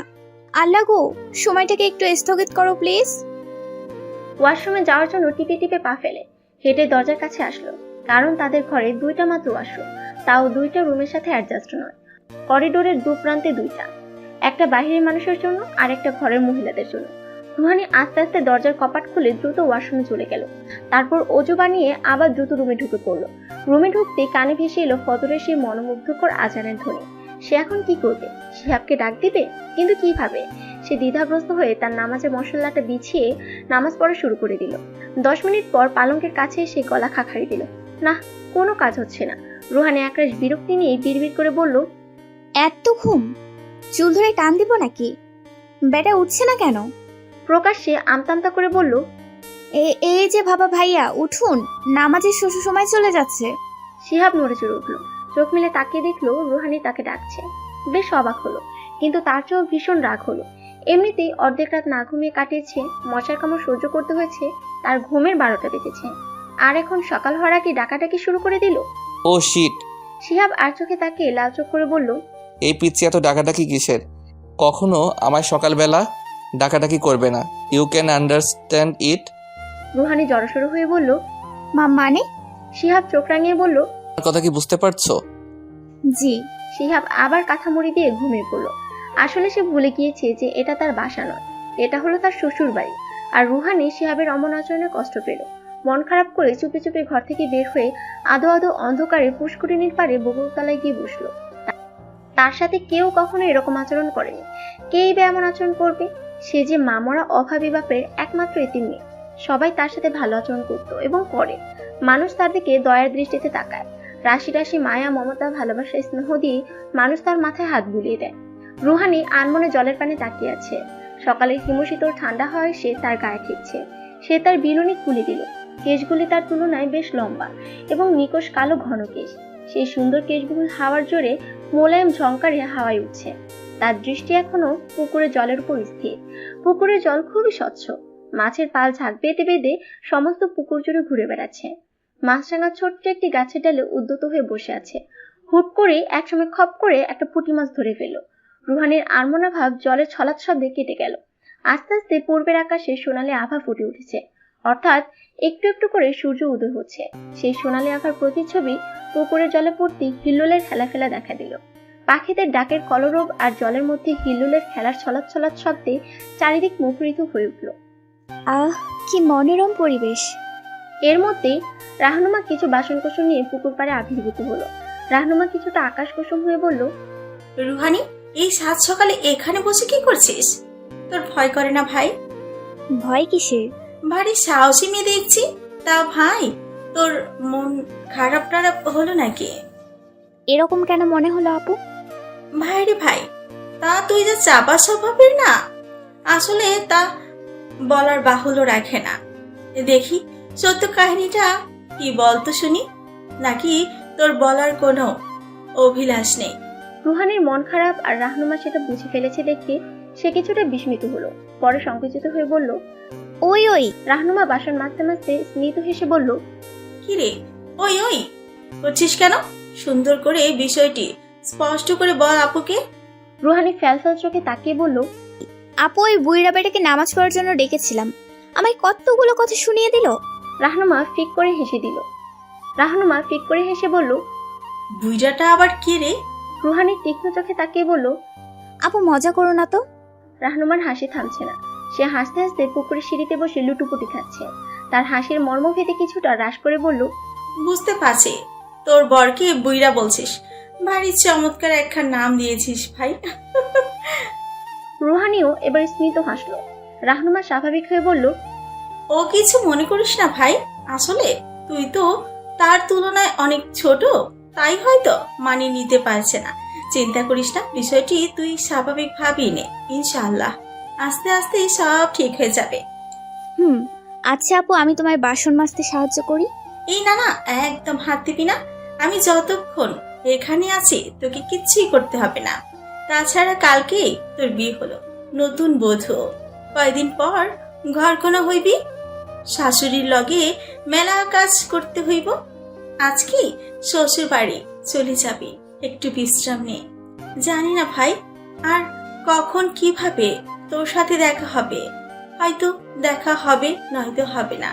তোকে খুব মিস করবো বোন। মামার অবস্থা দেখলে বুক ফেটে কান্না আসে। কিছুই করার নেই, তোরা সবাই এ বাড়িতে তালা ঝুলিয়ে চলে যাবি এদিকে, আর আমি যাব আরেক দিকে। আজকেই আব্বু আমাকে নিতে আসবেন। চলে যাওয়ার আগে তোকে কিছু কথা বলতে চাই। শোন বোন, সবসময় নিজের খেয়াল রাখিস, শরীরের যত্ন নিস, স্বামীর মন সহ পরিবারের মানুষগুলোর মন জয় করার চেষ্টা করিস। শ্বশুরবাড়ি নামক স্থানটার সংসারটা হলো মেয়েদের জন্য একটি বাগান। বিয়ের পর সেই বাগানটি হয়ে যায় বধূর। সেই বাগানের গাছগুলোতে যথাযথভাবে পানি দিয়ে বাগান পরিচর্যা এবং দেখাশোনা করতে হয়। তারপর যেদিন বাগানের গাছগুলোতে ফুল ফুটবে, তখনই তোর কষ্ট সার্থক হবে। অর্থাৎ সংসারটা নিজের মনে করে পরিবারের সবার মন যদি জয় করে নিতে পারো, তবেই তুমি সুখী হবে। কথায় আছে, সংসার সুখের হয় রমণীর গুণে। অতএব তোমাকে গুণী হতে হবে। শাশুড়ি কিংবা স্বামী কখনো যদি তোমায় তিক্ত কথা শোনায়, তখন তর্কে না জড়িয়ে মুখ বুঝে সহ্য করে নিও। শাশুড়িকে নিজের মায়ের স্থানে বসিয়ে বলিও, আম্মু, আমি এটা পারি না তো কি হয়েছে, তুমিই তো আমার আম্মু, কাজেই তুমি তোমার মেয়েকে এই কাজটা শিখিয়ে দাও প্লিজ। স্বামী যখন স্বাভাবিক হয় তখন মিষ্টি স্বরে প্রতিবাদ করো, দেখবি বেচারা তখন তার পূর্বের কাজে অনুতপ্ত হবে, অনুশোচনায় ভুগবে, নিজের ভুল বুঝতে পারবে। কাজেই সংসারের কিছু কিছু তিক্ত কথা শুনেও না শোনার ভান করে চলতে হয়। আর কালকে মামা যা বলেছিলেন সব মাথায় রাখিস, কেমন? আচ্ছা আপু। আচ্ছা, রাতে আমি তোর কিছু কাপড় চোপড় বেছে লাগেজে ভরেছিলাম। আমি যেই রুমে থাকি ওইখানে গিয়ে দেখ, মেঝেতে একটা ছোট্ট লাগেজ রয়েছে। দেখ তো তোর সব প্রয়োজনীয় জিনিস ভরা হয়েছে কিনা। যাচ্ছি। রুহানি ঘরে আসলে আলেয়া হকচকিয়ে গেলেন। তিনি রুহানির দুই কাঁধে হাত রেখে চোখ বড় বড় করে বিড়বিড় করে কোন একটা সূরা পড়লেন। রুহানির চোখে মুখে সারা শরীরে 3 বার ফু দিলেন। তারপর কয়েকবার থুতু নিক্ষেপ করে বললেন, মেয়ের তো বয়স কম নয়। এই রুহানি, এই সাত সকালে তুই কোথায় ছিলি রে? হায় মাবুদ, যদি ভূতে আছো পড়তো আমার সোনা মামুনিটা। বালিকা রুহানি যেন বোকা বনে গেল। তার বয়স কম কিংবা সে ছোট হতে পারে, কিন্তু তার বুদ্ধিমত্তা খুবই প্রখর। আলার এই সমস্ত কার্যাবলী দেখে নিতান্তই তার কাছে কৌতুক মনে হলো। তা বই কি হবে, জন্ম থেকে এখন অবধি এতদিন ধরে সে এখানে থাকছে, এখানকার হাওয়া বাতাসে বড় হয়েছে। হতে পারে গ্রামের চারিদিকে অট্টালিকা, কিন্তু তাদের ঘরের চারপাশে ঘন গাছপালা থাকায় বাড়িটা সবসময় আদো আদো অন্ধকার দেখায়। কিন্তু কখনো ভূত কি তা শুনলেও নিজ চোখে দেখে নেয়। হ্যাঁ, আল্লাহ সুবহানাহু ওয়া তাআলা মানুষের পাশাপাশি জিন জাতিকেও সৃষ্টি করেছেন, কিন্তু সে কখনো এসব দেখেনি, আর না কখনো তার মনে ভূতের ভয় জেগে বসেছিল। মূলত এই জন্যই সে মনে মনে হেসে উঠল, মুখে স্মিত হাসি ফুটিয়ে বলল, ফুপি তুমি এমন করছো কেন? আমি তো বকুলতলায় ছিলাম। আলের চক্ষু যেন এবার কুঠির থেকে বের হওয়ার উপক্রম। তিনি ফ্যালফ্যাল চোখে তাকিয়ে বললেন, এই মেয়ে বলে কি? এত অন্ধকারে বকুলতলায় যাওয়ার কি এমন প্রয়োজন হলো? বালিকা তার ডাগর ডাগর চক্ষু ধরে ছোট ছোট করে বলল, আমি তো মাঝে মধ্যে এখানে সকালে ঠান্ডা হাওয়া খেতে চাই। আলেয়া কিছু না বলে চুপ করে রইলেন। ঠোঁটাটিয়ে হঠাৎ চমকে উঠে বললেন, রুহানি, তুই আমার ফুপি বলছিস কেন? আজকের পর থেকে আর কখনো ফুপি বললে তোর সাথে আর কোনো কথা বলবো না, দেখে নিস।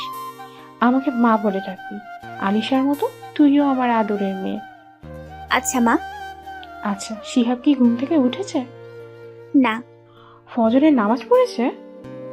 বালিকা আবারও অস্ফুটে বলল, না। আলেয়া একরাশ বিরক্তি নিয়ে বললেন, হায় পোড়া কপাইল্লা, না, এই ছেলেটাকে নিয়ে আমি আর পারছি না। এই বলে তিনি রুহানির রুমে গেলেন।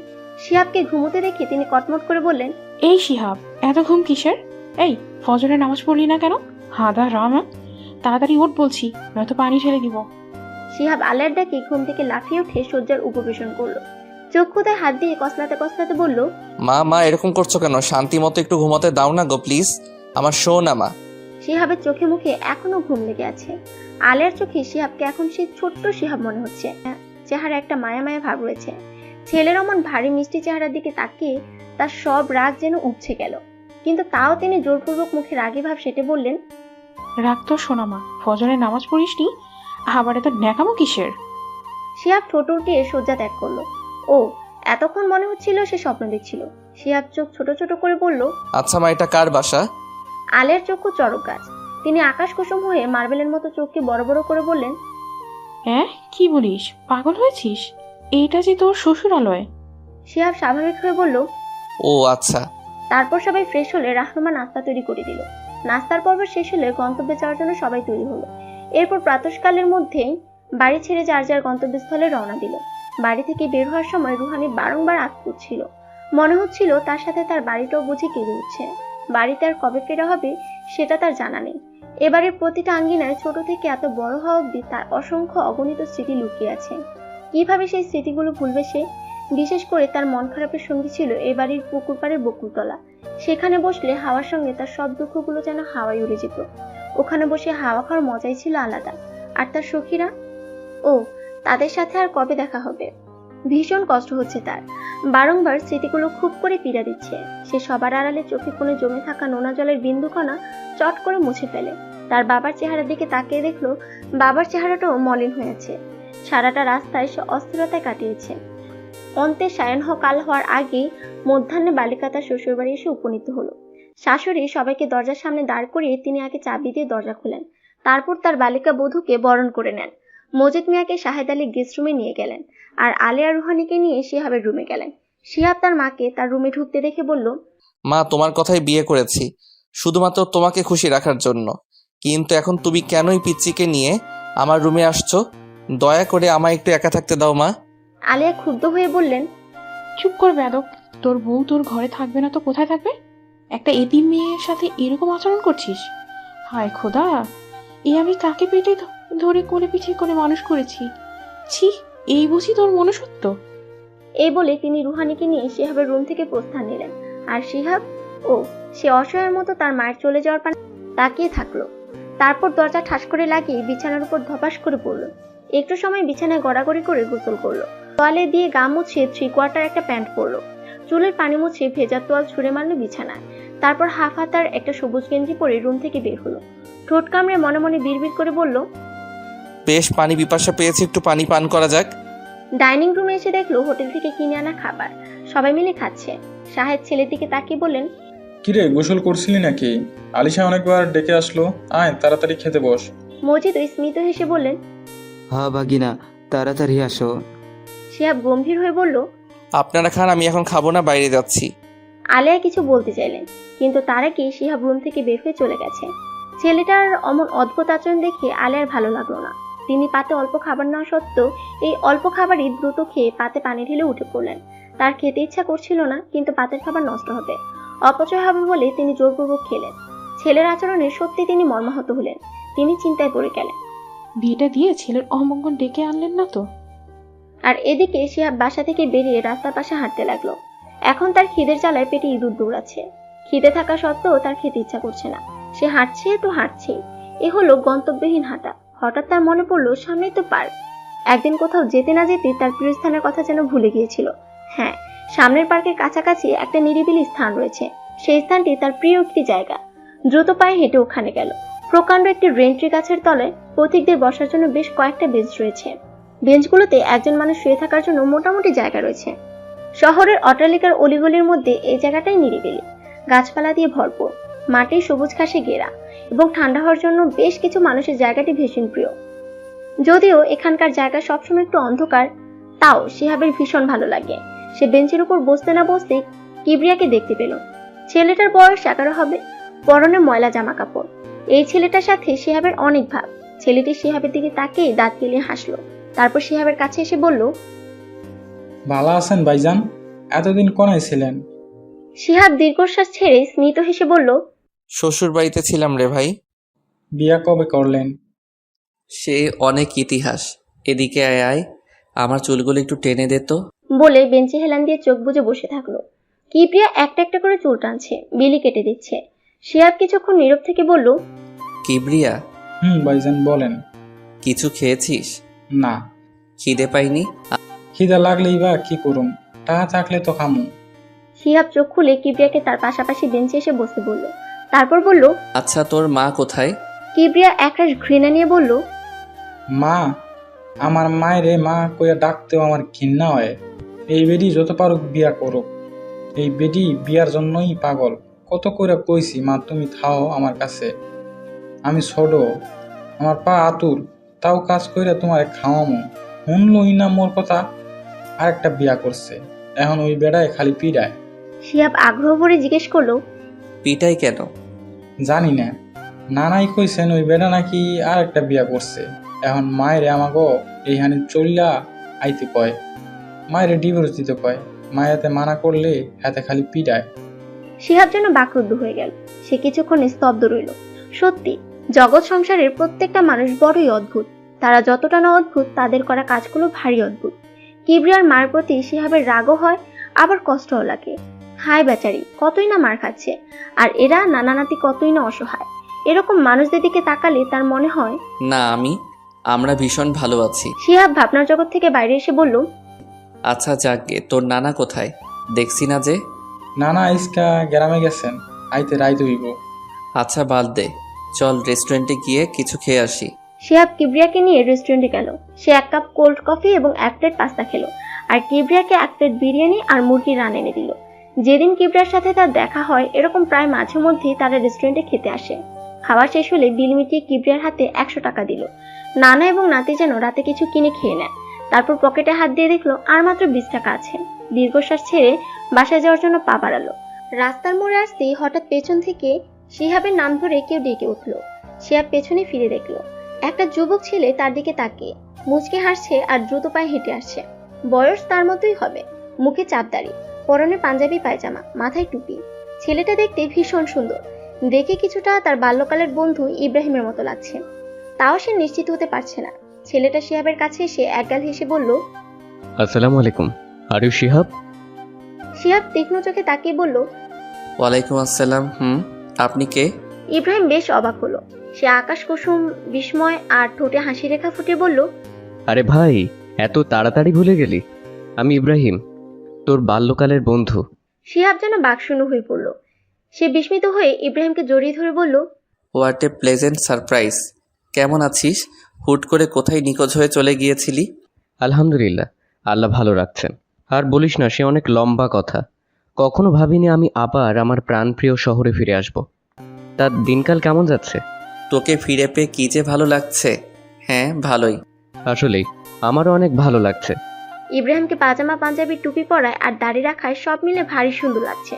চেহারা একটা মায়াবী ভাব আর নূরের ঝিলিক রয়েছে, কিন্তু তাও সে তীক্ষ্ণ চোখে তাকিয়ে বলল, আচ্ছা, তোর এই অবস্থা কেন? মুখে জঙ্গলিদের মতো এত দাড়ি রেখেছিস, আমি তো প্রথমে চিনতেই পারিনি। শিহাবের মুখে অমন কথা শুনে ইব্রাহিম বাকরুদ্ধ হলো। সে বুঝতে পারলো তার বন্ধু নিকষ কালো অন্ধকারে পড়ে আছে। পরক্ষণে শিহাবকে বুঝতে না দিয়ে ম্লান হেসে বলল, অমন করে বলতে নেই, এটা যে আমার রাসূলের সুন্নাত। ও আচ্ছা, সরি। আন্টি আঙ্কেল কেমন আছেন? আলহামদুলিল্লাহ, ভালো আছেন। আমাদের বাসায় একদিন আসিস, মা বাবা এখানেই থাকবেন। আমি আবার আগের জায়গায় চাকরির জন্য চলে যাব। যাই হোক, আমার খালা এবং মামা কেমন আছেন? সে কি, আমি তো ভেবেছি একেবারেই চলে এসেছিস। হ্যাঁ, মা বাবা দুজনই ভালো আছেন। আর এখানে কি চাকরি নেই নাকি? সিলেটে এসেছি ঠিকই, চাকরি না করলে খাবো কি? এখানে তো অবশ্যই চাকরি আছে, কিন্তু আমার ওই চাকরিটাই অনেক ভালো। আজকাল হালাল উপায় উপার্জন করার মতো কাজকর্ম খুব কমই আছে, তাই 1 মাস অথবা 2 মাস পর পর এখানে আসব। তাছাড়া ঢাকায় আমার স্ত্রী আর মেয়েকেও রেখে এসেছি। পরের বার আসলে ওদের এখানে নিয়ে আসব, আর আমাকে কালকেই চলে যেতে হবে। শিহাব অবাক হয়ে বলল, কি, তুই বিয়ে করেছিস? আবার মেয়ের পিতাও হয়ে গিয়েছিস? Bro, I can't believe this. Ibrahim মুচকি হেসে বলল, অবাক হওয়ার কি আছে? কেন, তুই বিয়ে করিসনি? শিহাবের মনটা খারাপ হয়ে গেল। তাকে কি বলবে বুঝতে পারছে না। লজ্জায় মুখটা ছোট হয়ে এলো। সে তো কোনো যুবতী মেয়েকে বিয়ে করেনি, বিয়ে করেছে বাচ্চা মনের ছোট্ট একটি বালিকাকে। তো কিভাবে গর্ব করে বলবে আমিও বিয়ে করেছি সুন্দরী, সুশীলা, সুশ্রী এক রমণীকে। যেখানে এসব নিয়ে গর্বে তার বুকটা ফুলে ওঠার কথা, সেখানে তার মুখটা লজ্জায় ছোট হয়ে যায়। ইব্রাহিমকে বলার পর যদি রাফিনার মতো সেও একই আচরণ করে কিংবা ঠাট্টা করে, সে কখনো মিথ্যা কথা বলে না, আর এখনো বলতে আগ্রহী নয়। তাই অপ্রস্তুত হয়ে ম্লান হেসে বলল, ছাড় না ভাই, ওসব নিয়ে এখন কিছু বলতে চাইছি না। যাই হোক, আবার আসলে আমাদের বাসায় আসিস। আর এখন যদি পারিস তো এখনই আমার সাথে চল। মা অনেক দিন তোর সম্বন্ধে জিজ্ঞেস করেছেন। ইস, আমার সময় খুব কম। খালাকে বলিস পরের বার তার বৌমা আর নাতনিকে নিয়ে আসবো। আচ্ছা তাহলে তুই ভালো থাক, আমাকে এক জায়গায় যেতে হবে। আসি রে, আল্লাহ হাফেজ। ওকে ভাই। অতঃপর দুই বন্ধুর মধ্যে কথোপকথন এখানেই সমাপ্ত হলো। শিহাব দীর্ঘশ্বাস ছেড়ে একটা দোকানে গিয়ে ঢুকলো। 20 টাকা দিয়ে আলিশার জন্য কিছু চকলেট কিনে নিল। যদিও বা এখান থেকে রিক্সা চড়ে তার বাসায় যেতে হলে 10 টাকা ভাড়া লাগবে, তাও সে 20 টাকারই চকলেট নিল এবং হাঁটা শুরু করলো। মধ্যবিত্তদের একটা স্বভাব রয়েছে, আর সেটা হলো অর্থ কিংবা কোনো কিছু দিয়ে তাদের মন কিছু করতে চাইলেই তারা সেটা পূরণ করতে পারে না। হেতু ওই টাকাগুলো দিয়ে যদি পরিবারের কোনো মানুষের চাহিদা মেটানো যায় বা পরে যদি টাকার প্রয়োজন হয়, তাহলে কোথায় পাবে? খুব হিসাব করে চলতে হয়। তার উপর যদি ব্যক্তি বেকার হয়, তাহলে তো আর কোনো কথাই নেই। শিহাবেরও এক মন বলছে রিক্সা চড়ে বাসায় যাবে, আবার আরেক মন বলছে হেঁটে যেতে। শেষমেশ দ্বিতীয় মনেরই জয় হলো। সে কখনো বাসায় খালি হাতে ফিরে না, আলিশার জন্য কিছু না কিছু নিয়েই যাবে। আজ না হয় 10 টাকা বাড়িয়ে নিল, সমস্যা কি? বাসায় 10 মিনিটের মধ্যে সে পৌঁছেও গেল। আসরের নামাজের সময় হয়ে গেছে। তার বাবা মসজিদে যাওয়ার জন্য বাসা থেকে বেরিয়ে পড়লেন। এরই মধ্যে চারদিক মুখরিত করে মুয়াজ্জিনের কণ্ঠে সেই মর্মাতানো মধুস্বরের আজানের ধ্বনি তার কানে ভেসে এলো। আজানের এই চমৎকার সুরের ধ্বনি শুনেও তার মনটা গলল না। এতটুকু জানতে আক্ষেপ হলো না যে এই মধুসূর মুয়াজ্জিন কে দান করলেন। আক্ষেপ হবেই বা কি করে? স্রষ্টা আছেন এই কথাটাকে সে কিছুতেই যেন বিশ্বাস করতে পারে না। এ সমস্ত দিক কিংবা তার এ ধরনের চিন্তা চেতনার কথা যদি মজিদ মিয়া জানেন, তাহলে কি হবে? তিনি তো নিজের অজান্তেই তার মেয়েকে একটা নাস্তিকের কাছে বিয়ে দিয়ে দিলেন। সে মসজিদেও গেল না, বরং সদর দরজা ভেদ করে সোজা সাপটা তার রুমের দিকে চলে গেল। রুমে ঢুকে দেখলো আলিশা ওয়াশরুমের বাইরে দাঁড়িয়ে আছে, আর রুহানি নামাজ পড়ার জন্য ভিতরে অজু করছে। দুজনের মধ্যে বেশ ভাব হয়েছে। দুপুরে লাঞ্চের পরই আলিশা তাদের বাসার সমস্ত রুম, ছাদ রুহানিকে ঘুরিয়ে দেখিয়েছে। শিহাব আলিশাকে ডেকে নিয়ে চকলেটগুলো দিয়ে বলল, আলিশা ভাইয়ার রুম থেকে বেরিয়ে যা, আমার খুব ঘুম পাচ্ছে। আর যদি থাকিস একদম কথা বলবি না। আলিশা খুশিতে গদগদ হয়ে বলল, আচ্ছা ভাইউ। পরক্ষণে কপাল কুঁচকে বলল, কিন্তু ভাবির জন্য মিঠাই আনলে না কেন? শিহাব কখনো এমন সময়ে ঘুমায় না, কিন্তু আজকে তার শরীরটা ভীষণ অবশ্যই আসছিল। সে ঘুমে ঢুলছে আর চোখ বুজিয়ে বলল, তোরা দুজনেই খেয়ে নিস। আলিশা মাথা নাড়িয়ে সায় দিল এবং রুম থেকে বেরিয়ে চলে গেল। আর রুহানি ওয়াশরুম থেকে বাইরে এসে দেখলো রুমের মধ্যে আলিশা নেই, দরজা আটকানো রয়েছে। ফ্লোরের মধ্যে জায়নামাজ বিছানো আছে। পালঙ্কে চোখ পড়তে দেখলো শিহাব শুয়ে আছে। শিহাব ঘরে থাকায় তার একটু একটু অস্বস্তি হচ্ছে, আর এক মুহূর্ত দাঁড়িয়ে থাকলে বোধহয় নামাজ পড়া হবে না। বালিকার 1 মিনিট দেরি না করে নামাজে দাঁড়িয়ে পড়লো। আর এদিকে শিহাব 5 মিনিট চোখ বুজে ঘুমানোর চেষ্টা করলো, তাও ঘুমোতে পারলো না। এই এক সমস্যা, দিনের বেলায় চোখে ঘুম, অথচ তখন বিছানায় শুয়ে পড়লে কিছুতেই ঘুম আসে না। হুদাই বিছানায় পড়ে মাথা ভার করা, মাথা ঘোরানো আর শরীর আরো দ্বিগুণ অবশ করা বই আর কিছুই নয়। শিহাব একরাশ বিরক্তি নিয়ে চক্ষুতে পিটপিট করে খুলল। অবচেতন শরীর নিয়ে বিছানাতেই পড়ে রইল। এক ধ্যানে বালিকার নামাজ পড়ার দৃশ্যটি দেখছিল। এর মধ্যে রুহানির নামাজ শেষ হতেই লজ্জায় সে জড়সড় হয়ে পড়ল। তার উপর শিহাব তার দিকে তাকিয়ে আছে। পৃথিবীর সব লজ্জা যেন তাকে ঘিরে ধরল। তার হার্ট ক্রমশ ওঠানামা করছে। সে জায়নামাজ ভাঁজ করে অপ্রস্তুত হয়ে পড়ল কোথায় রাখবে। শিহাব তাকিয়ে তাকিয়ে দেখছিল। সে অলসতা আর ঘুম জড়ানো কণ্ঠে বলল, ওটা আলনাতে রেখে দাও।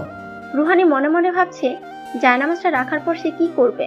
একটা ভো দৌড় দিয়ে কি রুম থেকে বেরিয়ে যাবে?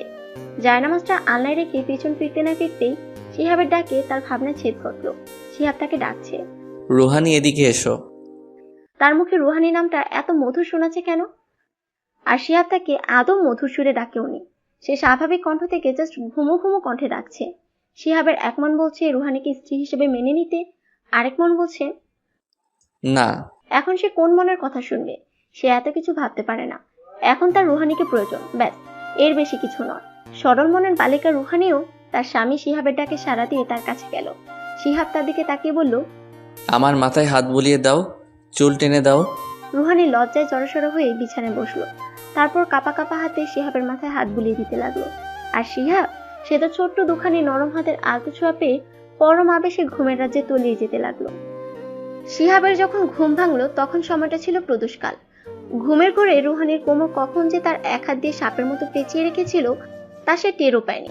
রুহানির লজ্জায় নিয়ে যাচ্ছে, আবার পায়েও ব্যথা করছে। শিহাব ঘুম থেকে উঠে লম্বা একটা হাই টেনে চারপাশ পরক করলো। মনে হচ্ছে সে কারো কোলে মাথা রেখে শুয়ে আছে। কারো কোলে? দেখলো রুহানির কোলে মাথা রেখে সে শুয়ে আছে। সে যেন ভূত দেখার মতো চমকে উঠলো। এক ঝটকায় রুহানির কোল থেকে মাথা তুলে নিল। পরক্ষণে মনে পড়লো সে নিজেই তো তাকে মাথায় হাত বুলিয়ে দেওয়ার কথা বলেছিল, তাই বলে এখন এভাবে বসে থাকবে? কিন্তু রুহানির ধৈর্য শক্তি দেখে অবাক না হয়ে পারল না। প্রায় 2 ঘন্টার মতো এতটুকু একটা মেয়ে তার মাথায় হাত বুলিয়েই দিয়েছে। নিশ্চয়ই তার পায়ে ব্যথা করছে। সে রাগী লুক নিয়ে রুহানিকে বলল, এই মেয়ে, তুমি এত বোকা কেন? যখন দেখেছো আমি ঘুমিয়ে পড়েছি তখন বিছানা ছেড়ে চলে গেলে না কেন? নিশ্চয়ই পায়ে ব্যথা করছে। রুহানি কিছু বলল না, চুপ করে বসে রইল আর টলমল চোখে শিহাবের দিকে তাকালো। এতে শিহাব কিছুটা ঘাবড়ে গেল। সে অপ্রস্তুত হয়ে বলল, রুহানি, কাঁদছো কেন?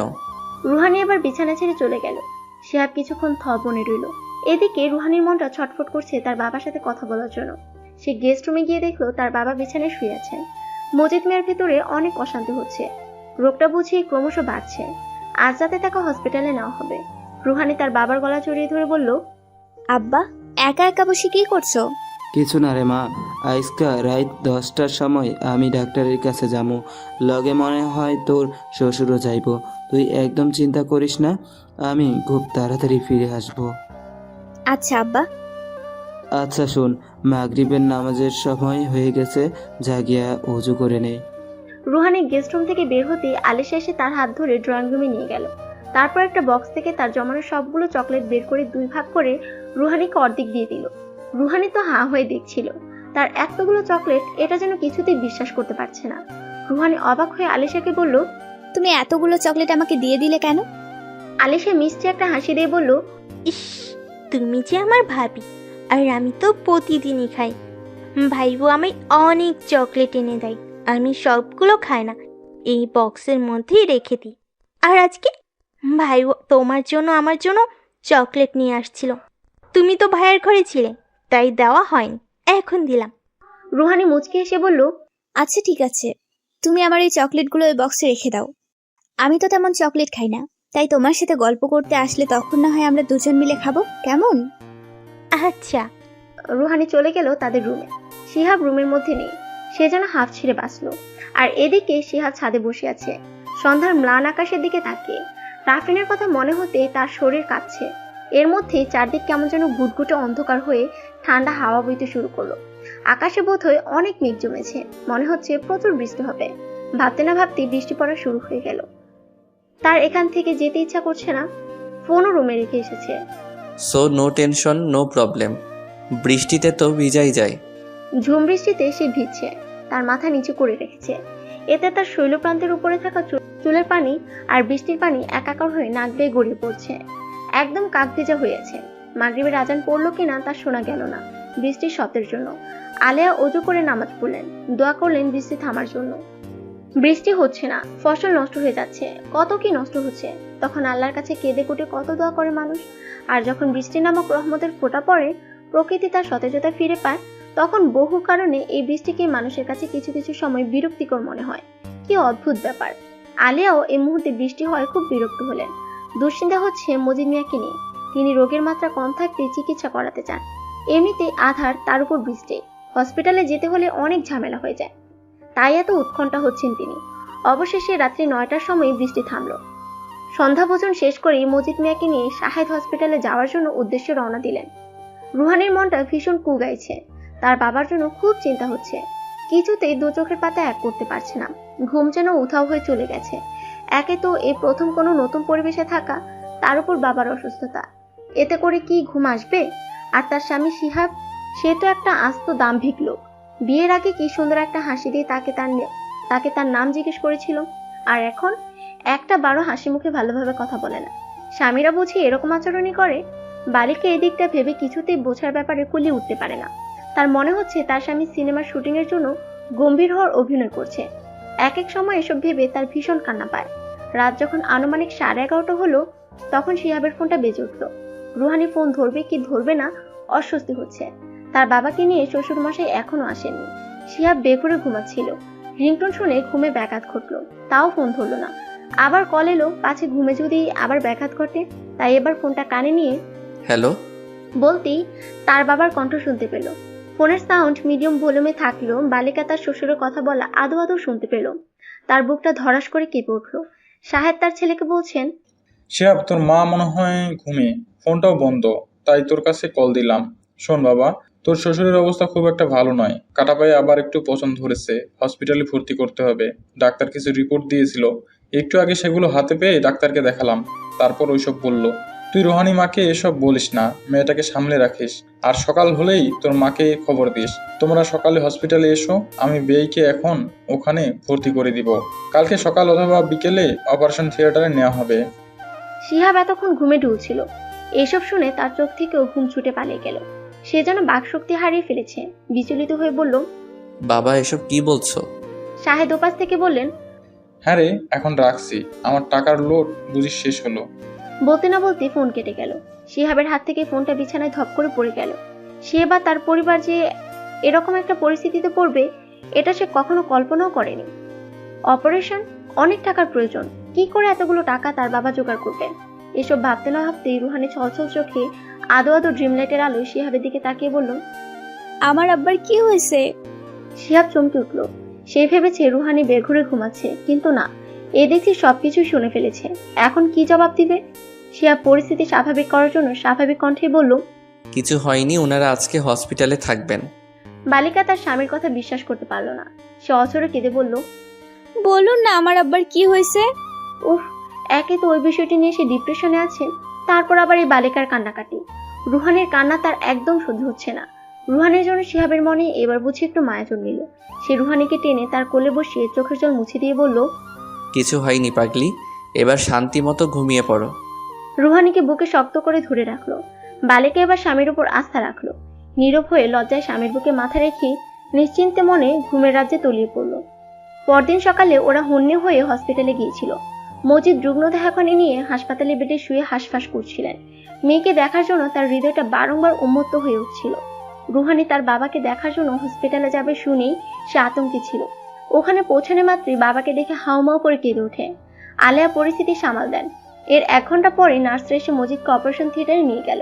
অপারেশন করিয়েও শেষ রক্ষা হয়নি। হ্যাঁ, অপারেশনের পরও তিনি হাসপাতালের বেডে 9 থেকে 10 দিন কাটিয়ে কলেজের টুকরা মেয়েকে পৃথিবীর বুকে রেখে ওপারে পাড়ি জমান। রুহানি তার বাবার মৃত্যুতে একদম বরফানায় জমে গিয়েছে। এমনিতেই তো সে চুপচাপ স্বভাবের মতো, তার উপর বাবার অনাকাঙ্ক্ষিত মৃত্যু। এতটুকু একটা মেয়ে হয়ে কি করে অতটা শোক সইবে? ও কারোর সাথে কথা বলে না, সারাদিন 4 দেয়ালের মধ্যেখানে নীরব হয়ে বসে থাকে, সময় কাটায়। কখনো বাবার স্মৃতি মনে পড়লে হাউমা করে কেঁদে ওঠে। আলেয়া অনেক জোর করে খাইয়ে দেন। শিহাব তো বরাবরের মতোই ডিপ্রেশনে। হেতু রুহানির এহেন অবস্থা তাকে খুব পীড়া দিচ্ছে। দুঃখ হয় প্রচুর। আহা, মাও নেই, বাবাও নেই, আপন বলতে আছে স্বামী, অর্থাৎ সে নিজে। কি করবে সে? কি করলে রুহানিকে হাসি খুশি দেখা যাবে? আর যে সয় না, গোটা পরিবারের মানুষ তথা এই বাসাটাই যেন মৃত্যুপরী হয়ে গেছে। এভাবেই 1 মাস চলে গেল। রুহানি কিছুটা স্বাভাবিক হলো, তাকে স্কুলে ভর্তি করে দেওয়া হলো। ভাগ্যচক্রে তখন ইব্রাহিম অফিস থেকে বেশ কয়েকদিনের ছুটি পায়। ছুটি পেয়ে তার স্ত্রী আর কন্যাকে নিয়ে সোজা সিলেট চলে আসে। বাসায় এসেই শিহাবকে কল করে তাদের বাসায় যাওয়ার জন্য। শিহাব মাগরিবের নামাজের পর তাদের বাসায় গেল। ইব্রাহিমের বউ ব্যতীত বাসার সবার সাথে দেখা করলো। চা পান করার ফাঁকে ফাঁকে ইব্রাহিম এবং তার বাবার সাথে অনেক খোঁজ গল্প করলো। শেষে ইব্রাহিমের বাবা ড্রয়িং রুম থেকে চলে গেলেন। দুই বন্ধু তাদের ব্যক্তিগত পারিবারিক গল্প নিয়ে মেতে উঠলো। ইব্রাহিম বলল, হ্যাঁ রে, আগের বার যদিও তোকে অন্যমনস্ক মনে হয়েছিল, কিন্তু তাও তোর শরীর স্বাস্থ্য অনেক ভালো ছিল। এবার দেখছি এই 1 মাসেই শুকিয়ে কাঠ হয়ে গেছিস। এরকম অবস্থা কি করে হলো? আর হ্যাঁ, ওই দিন বিয়ে শাদির কথা জিজ্ঞেস করলাম, কিছুই তো বললি না, বরং প্রসঙ্গ এড়িয়ে গেলি। আমার হাতেও তখন সময় কম ছিল, তাই আর সেভাবে জিজ্ঞেস করা হয়নি। এখন বল তো শুনি। শিহাব দীর্ঘশ্বাস ছেড়ে তার সাথে ঘটা সমস্ত ঘটনাগুলো খুলে বলল। ইব্রাহিম সব শুনে বেশ অবাক হলো। তার ভীষণ খারাপ লাগলো। শিহাব আবার বলতে শুরু করলো, রুহানি হলো নিষ্পাপ একটা মেয়ে, তার প্রতি আমার কোনো ক্ষোভ নেই।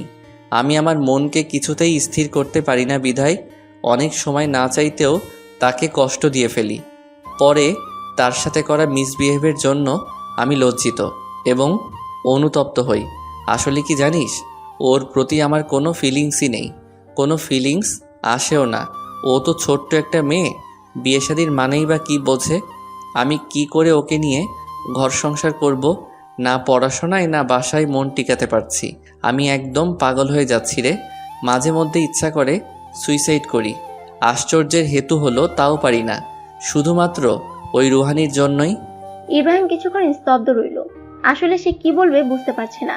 এর মধ্যেই ঈশার আজান শুরু হলো। নামাজের সময় হয়ে গেছে। ইব্রাহিম আর কোনো কথা না বাড়িয়ে শিহাবকে সন্ধ্যা ভোজন করার আমন্ত্রণ জানিয়ে বলল, বাকি কথা পরে হবে, চল মসজিদে গিয়ে নামাজ পড়ে আসি। হ্যাঁ চল। ওরা মসজিদের উদ্দেশ্যে রওনা হলো। সন্ধ্যা ভোজনের পর দুই বন্ধু আবার ড্রয়িং রুমে এসে বসলো। শিহাবকে আজকে রাত্রি যাপন করার জন্য ইব্রাহিম অনুরোধ করলো। শিহাব তা প্রত্যাখ্যান করলো, পাছে রুহানি একা থাকতে ভয় পাবে। ইব্রাহিমের অনুরোধ প্রত্যাখ্যান করা সত্ত্বেও রুহানির প্রতি শিহাবের এতটুকু কেয়ার দেখে তার খুব ভালো লাগলো।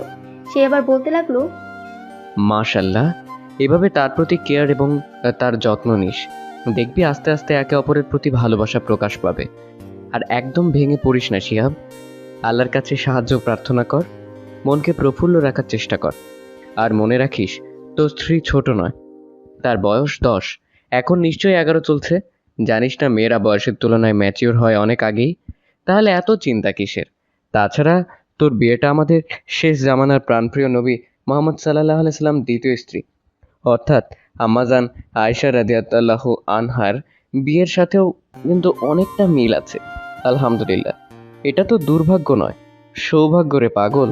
এছাড়াও রবি ঠাকুর বা বহু লেখকের বইয়ে লেখা আছে 9, 10, 13 বয়সে আগেকার মেয়েদের বিয়ে দেওয়া হতো। ওই মেয়েদের তুলনায় পাত্রের বয়স হতো 2 3 গুণ। তুই কি এসব লেখা গল্প উপন্যাসে পড়িসনি? হ্যাঁ পড়েছি, কিন্তু তুই এত মজার মজার গল্প কোথা থেকে শিখেছিস? ইব্রাহিম আর চোখে তাকিয়ে উদ্বিগ্ন হয়ে বলল, মজার মজার গল্প মানে? নবী মুহাম্মদ, আল্লাহ, এসব নিছক গল্প বই আর কিছুই নয়। এগুলো কোনো এক যুগের মানুষ কল্পনা করেছে, শেষে বই লিখেছে, তারপর এখন এগুলোই মানা শুরু করেছে। জাস্ট বিরক্তিকর। ইব্রাহিমের মাথায় যেন গোটা আকাশ ভেঙে পড়ল। সে বিচলিত হয়ে বলল, নাউজুবিল্লাহ, তাহলে তুই মসজিদে গিয়ে নামাজ পড়লি কেন? আম্মুর বকাবকির জন্যই পড়তে হয়, নইলে আমার ঠেকা পড়ছে আজগুবি কথাগুলো বিড়বিড় করে পড়তে। ইব্রাহিম ক্ষিপ্ত কণ্ঠে বলল, ভাই তুই থাম, আর গুনাহর বোঝা বাড়াইস না প্লিজ। বলে টি টেবিলে রাখা জগ থেকে গ্লাসে 1 গ্লাস পানি ঢেলে তা পান করলো। তারপর বেশ কিছুক্ষণ সময় দুজনেই চুপচাপ বসে রইল। ইব্রাহিম মাথা ঠান্ডা করার চেষ্টা করছে, তারপর স্বাভাবিক হয়ে বলল, তোকে কিছু কথা বলতে চাই, শুনবি? শিহাব মৃদু হেসে বলল, অবশ্যই। ইব্রাহিম বলতে শুরু করলো, সদ্য তরুণ ফিনফিনে সফেদ কাপড় ছাড়াও মোটা পশমি কাপড়ের কুর্তা জব্বাও গায়ে চড়াতেন তিনি। শুনেছি কাপড়ের ব্যবসা ছিল তার। নামটা পরে জানতে পারবি, তবে এটুকু বলে রাখি, তাকে ষড়যন্ত্র হিংসার শিকার হয়ে অন্ধকার জেলের প্রকোষ্ঠে চরম নির্যাতন সয়ে শহীদ হতে হয়েছিল। অভিযোগ উঠেছিল তিনি প্রধান বিচারকের দায়িত্ব গ্রহণ করছেন না, অথচ আমরা তো যে কোনো দায়িত্ব পাওয়ার জন্য মরিয়া হয়ে উঠি। গুম ও হত্যার ঘটনা ঘটায় সুর উঠছে চারিদিকে। আল্লাহর অস্তিত্ব নেই, নেই স্রষ্টার অস্তিত্ব। পৃথিবী নাকি এমনিতেই সৃষ্টি, প্রাকৃতিক বিবর্তনের সৃষ্টি। তবে স্রষ্টা বলে কি কেউ নেই? কে দিবে এর উত্তর? গ্রিক দার্শনিক মতবাদ তখন ছেয়ে গেছে পুরো শহরে, নগরে, পৃথিবীর পথে পথে একদল গবেষক, বিজ্ঞানী শ্রেণী ওরা দাবি করছে স্রষ্টা বলে কেউ নেই, কেউ প্রমাণ করতে পারবে না স্রষ্টার অস্তিত্ব। সাধারণ লোকজন পড়েছে বিপাকে। তবে আমরা কার ইবাদত করছি এতদিন? এর একটা ফয়সালা হওয়া দরকার। স্রষ্টার অস্তিত্বের পক্ষে বিপক্ষে দুটো দল, দুদলই যুক্তি প্রমাণের আলোকে উপস্থাপন করবে যার যার মতবাদ। খোদা আছে কি নেই, স্রষ্টার অনস্তিত্বের পক্ষে চ্যালেঞ্জ মোকাবেলাকারী লোকদের অভাব নেই। ওরা সবাই বিলেত ফেরত, উচ্চ পদস্থ, নানা রকম ডিগ্রিধারী। আর আল্লাহর অস্তিত্বের পক্ষপাতীদের তেমন কেউ নেই, যার উপর ভরসা করতে পারে সবাই। সহজ সরল সাধারণ মানুষ। শুধু একজন আছে, সেই তরুণ কাপড় ব্যবসায়ী, নাম তার নুমান। সেই রাজি হলো নাস্তিকদের বিরুদ্ধে লড়তে, স্রষ্টার অস্তিত্ব প্রমাণ করতে। জনসাধারণের একটাই ভরসা, নুমান। আয়োজন করা হলো বিশাল সমাবেশে। নির্ধারিত হলো দিনক্ষণ। লাখো জনতার ভিড় সেই সমাবেশে। স্রষ্টার অস্তিত্ব অনস্তিত্বের লড়াই। উৎসুক সবাই, যে আছে কি হয়। নাস্তিকদের দলের হয়ে ডায়াসে এসেছে 40 এক ব্যক্তি, সাথে নাম জানা অজানা শত শত বই, গ্রিক সহ বিভিন্ন ভাষার। এই বয়সেই তার চুলগুলো পেকে একেবারে পাটের মতো সাদা হয়ে আছে। অতিশয় গবেষণা বলে কথা, কিন্তু অপরপক্ষের বক্তব্য দানকারী সেই তরুণ আসেনি এখনো। তার অপেক্ষা করতে করতেই সময় পেরিয়ে গেল ঘন্টা দেড়েক, তবুও সে আসেনি। গুঞ্জন উঠেছে চারিদিকে, তবে কি সে তরুণ হেরে যাবার ভয়েই আসেনি? সত্যি কি স্রষ্টার কোনো অস্তিত্ব নেই? লোকজনের মাঝে বলা বলি হতে লাগলো বিষয়টি, আর নাস্তিক হাসতে লাগলো মুচকি হাসি। বুঝতেই পারছেন কেন আসেনি তরুণ ছেলেটি? আসলে সে স্রষ্টার অস্তিত্ব প্রমাণ করতে পারবে না বলে আসেনি। কিন্তু সহসা কোত্থেকে যেন এসে ডায়াসে উদয় হলো ছেলেটি। একরকম হাঁপাচ্ছে সে, কিছুটা ভনিতা করে। আসলে সমস্যায় পড়েছিলাম, তাই আসতে দেরি হয়ে গেল। নাস্তিক লোকটি ভ্রুকুটি করে বলল, তবে কি তুমি প্রমাণ করতে এসেছো স্রষ্টার অস্তিত্ব? তরুণ অভয় দিয়ে বলল, রাখুন ওসব, আগে শুনুন কেন আমার আসতে দেরি হলো। আমি ঠিক সময়েই ঘর থেকে বেরিয়েছি এখানে সময় মতো উপস্থিত হওয়ার জন্য, কিন্তু পথে নদীর ঘাটে এসে দেখি কোনো নৌকা নেই। তাই বাধ্য হয়ে অপেক্ষা করছি নৌকার জন্য, কিন্তু ঘন্টা পেরিয়ে গেল কোনো নৌকার দেখা নেই। হঠাৎ দেখি ঘাটের বৃহতাকার গাছটা অলৌকিকভাবে তক্তা হয়ে গেল, আর তা ধীরে ধীরে রূপান্তরিত হলো একটি নৌকায়। অতঃপর আমি তাতে উঠলাম, আর মাঝিহীন নৌকায় স্বয়ংক্রিয়ভাবে চলে আসলাম এখানে। ইব্রাহিম এতটুকু বলতে না বলতে সে হো হো করে হেসে উঠল, বলল, ভাই, তুই এসব আজগুবি কথা কি করে বলতে পারিস? একটা গাছ মিস্ত্রি ছাড়া আপনা আপনি কি করে তক্তা থেকে নৌকায় রূপান্তরিত হয়? ইব্রাহিম মুচকি হেসে বলল, এই তো বন্ধু, লাইনে আসলি। ঠিক তখন তরুণ নুমানের কথা শুনেও নাস্তিক সহ সবাই হু হু করে হেসে ফেলল। নাস্তিকটি বলল, এটা অসম্ভব। কারিগর বা মিস্ত্রি ছাড়া কখনো একটি নৌকা তৈরি করতে পারে না, আর মাঝি ব্যতীত নৌকা আদৌ চালানো সম্ভব নয়। তরুণ শান্ত অথচ দৃঢ় কণ্ঠে বলল, যদি কারিগর ও মাঝি ছাড়া সামান্য নৌকা বানানো ও চালানো সম্ভব না হয়, তবে এত বড় পৃথিবী কিভাবে কারো নির্দেশনা ছাড়া সুনিয়মে চলতে পারে? কিভাবে স্রষ্টা ছাড়া সৃষ্টি হতে পারে এই পৃথিবী? খালি হাতে আসা তরুণের যুক্তি শুনে থ হয়ে গেল ভুরি ভুরি বই পড়া জ্ঞানী গবেষক নাস্তিক। থ হয়ে গেল পুরো সমাবেশ। তরুণ বলল, কার হুকুমে সূর্য উঠে ডুবে পূর্বে পশ্চিমে প্রতিদিন সুনির্দিষ্ট সময়ে? কার হুকুমে বাতাস বয়ে যায় ইধারে উধারে নদী পাথারে? কার হুকুমে ভোর বিহানে ঘাসে জমে শিশির? এক আল্লাহর হুকুমে, বলল পুরো সমাবেশের সমস্ত লোক সমস্বরে। নাস্তিক লোকটি আর বসে থেকে সময় নষ্ট করতে চাইল না। আস্তিক হয়ে তরুণ নুমানের হাতে ইসলাম গ্রহণ করল। সেই সদ্য তরুণ নুমান ইবনে সাবিতি হলো সারা বিশ্বের ইমামে আজম আবু হানিফা রাদিয়াল্লাহু আনহু। এমন ইমাম পৃথিবী আর পাবে না। এরপরও কি তোর আরো প্রমাণ লাগবে? এরপরও কি বলবি স্রষ্টা নেই? চুপ। শিহাব কপাল কুঁচকে বলল, কিন্তু ইব্রাহিম আর বলতে না দিয়ে বলল, ও তোর আরো প্রমাণ চাই, তাই না? আমি বুঝি না যারা ডার্ক ম্যাটারের মতো অদৃশ্য অলৌকিক বস্তু কিংবা এলিয়েনের মতো এক্সট্রা টেরিস্ট্রিয়াল জীবজন্তুর অস্তিত্বে বিশ্বাস করে থাকেন, সৃষ্টিকর্তার অস্তিত্বে বিশ্বাস করতে তাদের কষ্ট কোথায়? যারা স্রষ্টার অস্তিত্বকে অস্বীকার করে তার পেছনে কারণ একটাই, আর তা হলো সৃষ্টিকর্তাকে আমরা দেখতে পাই না, শুনতে পাই না, স্পর্শ করতে পারি না, পঞ্চেন্দ্রিয়ের কোনোটি দ্বারাই অনুভব করতে পারি না। কিন্তু তাছাড়া সৃষ্টিকর্তার অস্তিত্বের বাকি সকল প্রমাণই বিদ্যমান, পঞ্চ ইন্দ্রিয় দ্বারা অনুভব করা যায় না। এমন অনেক কিছুর অস্তিত্বই বিজ্ঞানীরা পরীক্ষা নিরীক্ষা করে প্রমাণ করছেন। ইলেকট্রন, প্রোটন, নিউট্রন, কোয়ার্ক ইত্যাদি উল্লেখযোগ্য। এমনকি অনেক তাত্ত্বিক ফলাফল বাস্তবের সাথে মেলানোর জন্য অদৃশ্য শক্তিকে কল্পনা করেছেন, যেমন ওয়ার্মহোল বা ক্ষুদ্র বিবর, প্যারালাল ইউনিভার্স ও মাল্টিভার্স, শ্বেত বিবর, ডার্ক ম্যাটার ইত্যাদি। সেখানে সৃষ্টিকর্তার উপস্থিতি কল্পনা করতে সমস্যা কোথায়? যাকে পঞ্চ ইন্দ্রিয় দ্বারা অনুভব করা যায় না তাকে ষষ্ঠ ইন্দ্রিয় দ্বারা অনুভব করা যায়। বিজ্ঞানীগণ যুগ যুগ ধরে এটাই করে আসছেন এবং বিজ্ঞানের প্রতিষ্ঠিত তত্ত্বগুলি বিজ্ঞানীদের ষষ্ঠ ইন্দ্রিয়ের চিন্তাভাবনার ফলাফল মাত্র। যেমন আইজ্যাক নিউটনের মাথায় আপেল পড়ার ঘটনা থেকে যদি মহাকর্ষের মতো জটিল ও দুর্বোধ্য বলের অস্তিত্বকে মেনে নেওয়া যায়, তাহলে সমগ্র মহাবিশ্ব একসময় অনুপস্থিত, অ্যাবসেন্ট ও অস্তিত্বহীন, নন এক্সিস্টিং ছিল। এখন তা উপস্থিত, প্রেজেন্ট ও অস্তিত্বশীল, এক্সিস্টিং আছে।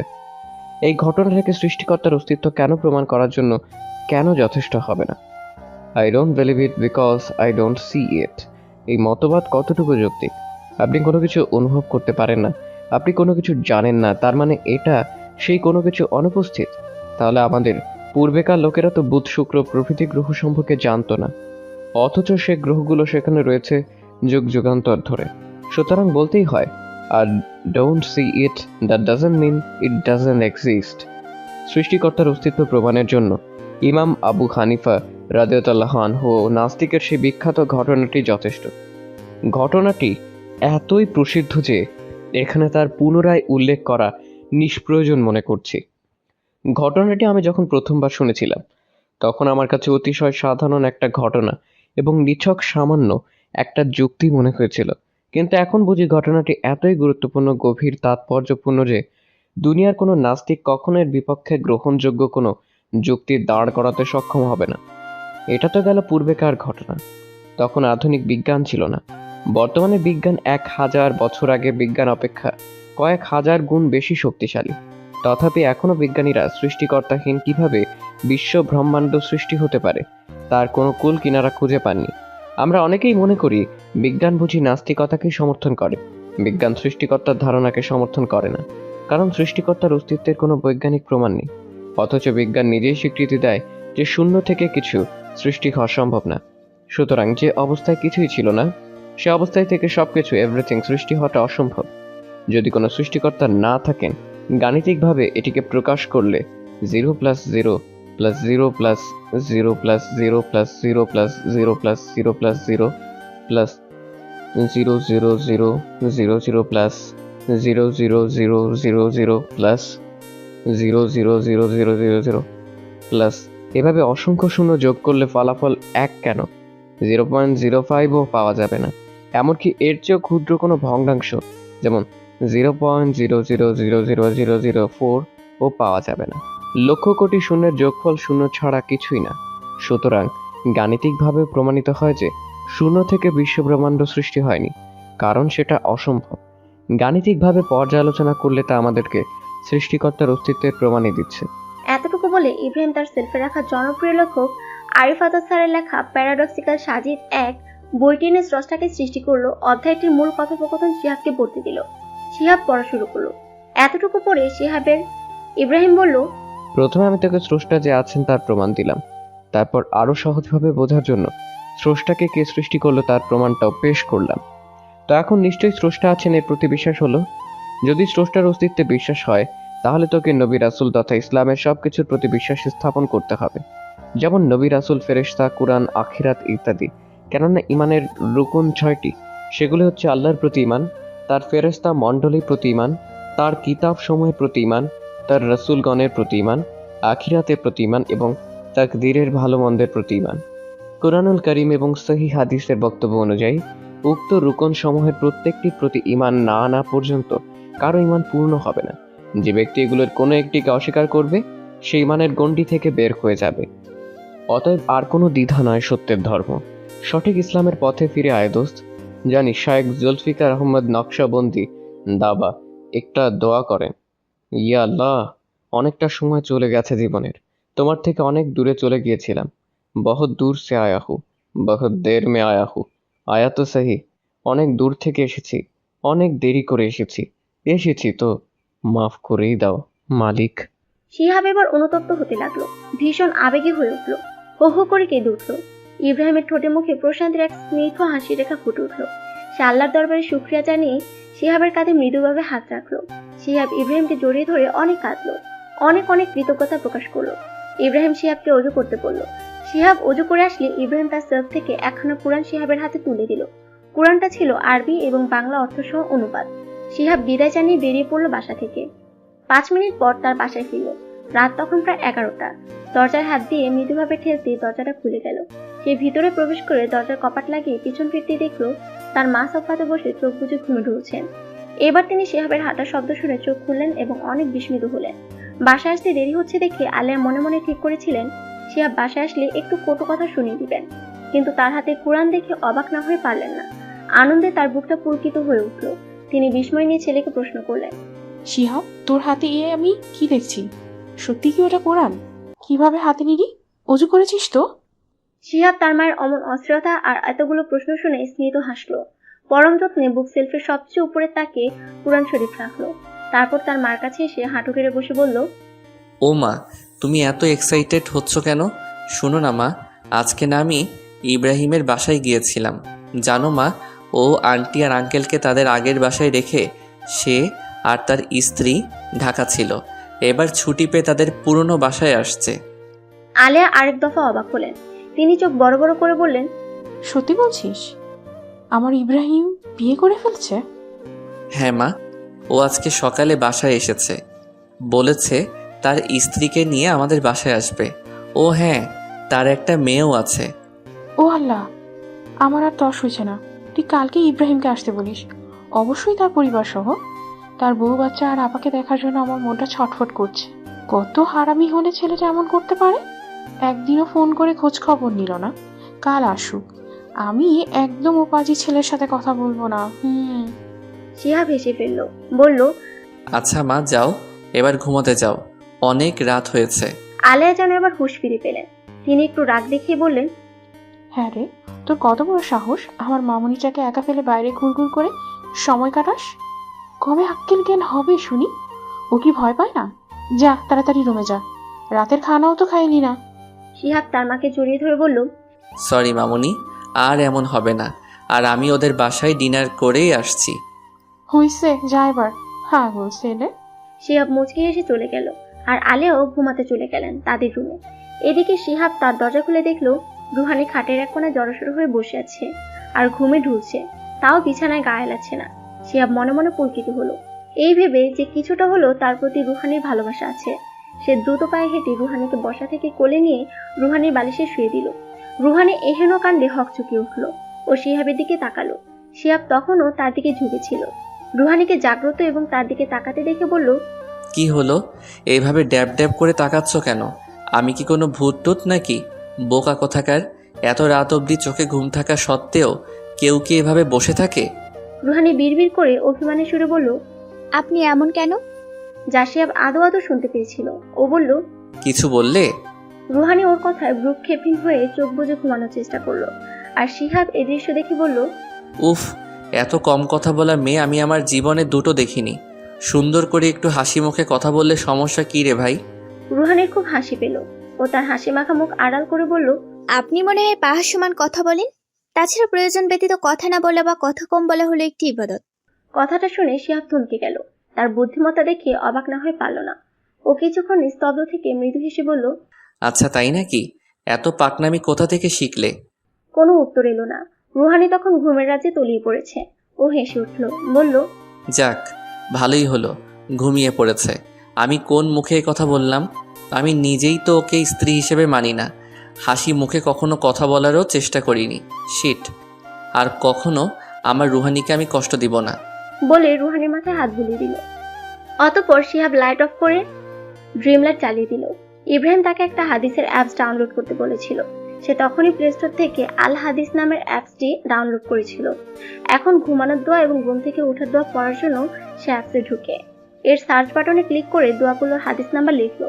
তারপর দোয়াগুলো মনে রাখার জন্য একবার বিড়বিড় করে পড়লো। ফোনে অ্যালার্ম দিয়ে ফোনটা সেখানে রেখে দিল। দীর্ঘশ্বাস ছেড়ে ঘুমানোর দোয়া পড়লো। এরপর বালিশে মাথা রেখে ডান কাত হয়ে শুয়ে পড়লো। মাথার উপর অবিশ্রান্তভাবে সিলিং ফ্যান ঘুরছে। কিছুটা শীত শীত অনুভূত হয় শিহাব তার গায়ে কাঁথা জড়িয়ে নিল। শিহাবের যখন ঘুম ভাঙলো তখন রাত 3:40 বাজে। সে অ্যালার্ম দিয়ে রেখেছিল 3:45 কিন্তু এর 5 মিনিট আগে তার ঘুম ভেঙে গেল। আলহামদুলিল্লাহ। শিহাব নিয়ত করেছিল আজ থেকে তাহাজ্জুদের সালাত সহ সব ওয়াক্তের নামাজ ঠিকমতো আদায় করবে। তার নিয়তটা শুদ্ধ ছিল, তাই বোধ হয় সে শেষ রাতে জাগ্রত হতে পেরেছে। শিহাব ঘুম থেকে জেগে উঠে আল্লাহু আকবার বলে বিছানায় উপবেশন করলো। এরপর নবীজির শেখানো দোয়াটা পাঠ করলো।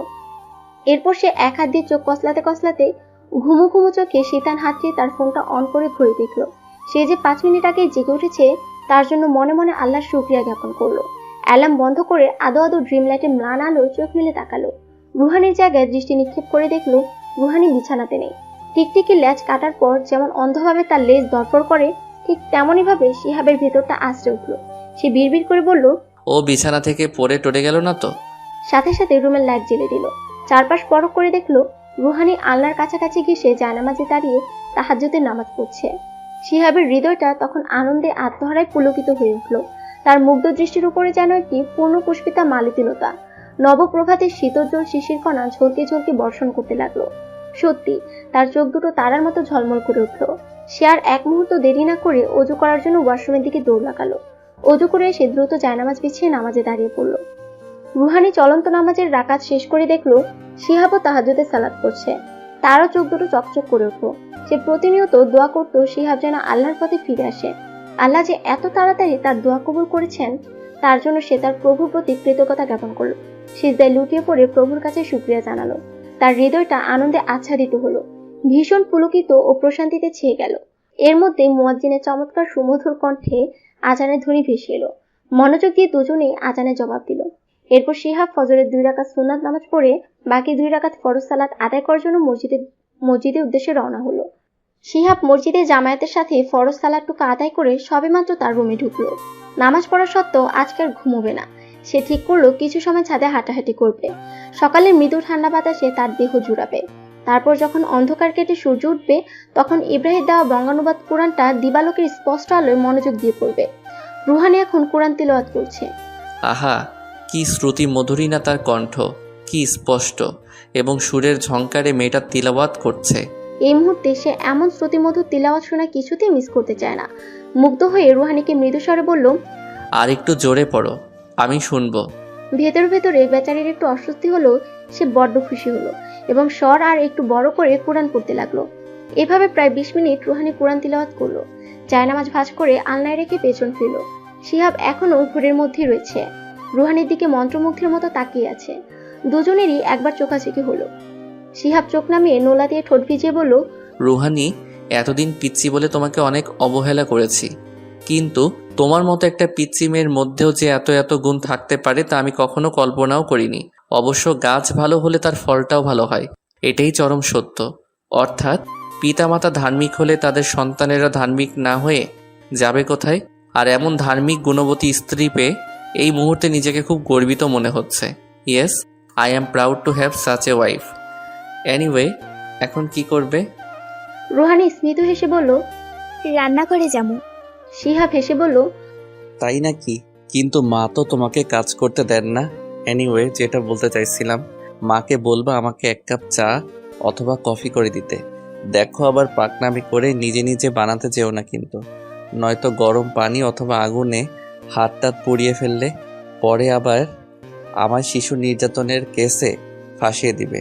কারণ তোমার শাশুড়ি মা যা ভীষণ পরোপকারী, তাই আমি নিঃসন্দেহে বলতে পারি এতে উনি নিজ ছেলের কথা ভুলে গিয়ে তার পুত্রবধূর পক্ষপাতিত্ব করবেন। থানায় জিডি করার জন্য পুলিশকে বলবেন। বলে হুহা করে হাসতে লাগলো। আর রুহানি কথাগুলো শুনে চোখ ছোট ছোট করে তাকালো। ভ্রুকুচকে ঠোঁট উল্টিয়ে রুম থেকে প্রস্থান নিল। 1টা বছর কাটানোর পর পিএইচসি পরীক্ষা দিয়ে রুহানি খুব ভালো রেজাল্ট করেছে। আজ সে মাধ্যমিক পর্যায়ে পা রাখবে, অর্থাৎ আজকেই স্কুলে ভর্তি হবে এবং আজ থেকে তার ক্লাস করা শুরু হবে। নতুন স্কুল, বড় ক্লাসে ওঠা, কিভাবে সবকিছু হ্যান্ডেল করবে, মানে সবকিছু নিয়ে রুহানির মধ্যে একটা মিশ্র অনুভূতির সৃষ্টি হলো। আজ থেকে প্রতিদিন শিহাব তাকে স্কুলে পৌঁছে দিবে এবং ছুটির পর নিয়ে আসবে। যাই হোক, সেই 2 মিনিট আগে ওরা বাসা থেকে বেরিয়েছে। দুজনে এখন রিক্সা চেপে বসে আছে। রিক্সা তার আপন গতিতে চলছে। রুহানি হুট করে শিহাবের হাত কামছে ধরে বলল, আজকে ক্লাস না করলে কি হয় না? এ কথাটি শুনে শিহাব আর চোখে রুহানির দিকে তাকালো। শিহাবকে এরকম ভাবে তাকাতে দেখে ভয়ে ভয়ে রুহানি একটা ঢোক গিল। নোলা দিয়ে তার অস্ত্রদয় ভিজালো। আমতামতা করে বলল, না মানে বলছিলাম, এখন তো সবেমাত্র ক্লাস শুরু হয়েছে, তাই প্রথম প্রথম পড়াশোনা তেমন চালু হবে না। তাছাড়া আমার না ভীষণ ভয়ও করছে। শিহাব স্মিত হাসলো। তারপর ঠান্ডা মেজাজে সুন্দর করে ফিসফিস গলায় বলল, রিল্যাক্স রোহানি, রিল্যাক্স। শুধু শুধু কেন এত ভয় পাচ্ছ বলো তো? আমি তো জানতাম আমার বউ ভীষণ সাহসী এবং স্মার্ট একটা মেয়ে। সো তুমি কি এখন এটা ভুল প্রমাণ করতে চাইছো? ও রুহানি, তুমি কি জানো সাহসী এবং স্মার্ট মেয়েরা এরকম কোনো কিছুতেই ভয় পায় না? এরপর কিছুক্ষণ থেমে সে তার নোলা দ্বারা অধর বা অস্ত্রদয় ভিজিয়ে বলল, তাছাড়া এই মাধ্যমিক পর্যায় হলো শিশুদের ব্যক্তিত্বের বিকাশ ঘটানোর মাধ্যম। ওখানে তুমি অনেক ক্লাসমেট পাবে। খবরদার গোমরামুখী হয়ে বসে থাকবে না। কথা কম বলতে পারো, বাট তুমি তাদের সাথে মেশার চেষ্টা করবে। মনটাকে শান্ত রাখো এবং মনোবল বাড়াও। দেখবে এতে মনটা ফুরফুরে লাগবে। এছাড়া মনটাকে শান্ত রাখার জন্য আল্লাহকে ডাকতে পারো, বিশেষ করে ইস্তেগফার। এটা মনকে চিন্তামুক্ত ও হৃদয়কে শান্ত রাখার মহা ঔষধ। বালিকা, মিসেস রুহানি, একটা কথা মনে রেখো, এতদিন তুমি ছোট ছিলে।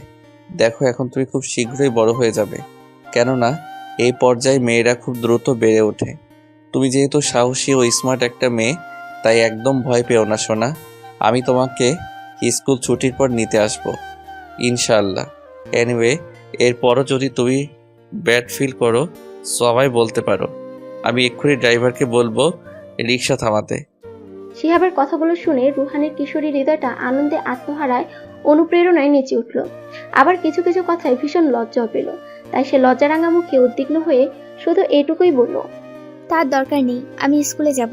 রুহানিকে লজ্জা পেতে দেখে শিহাব ফিচেল হাসলো।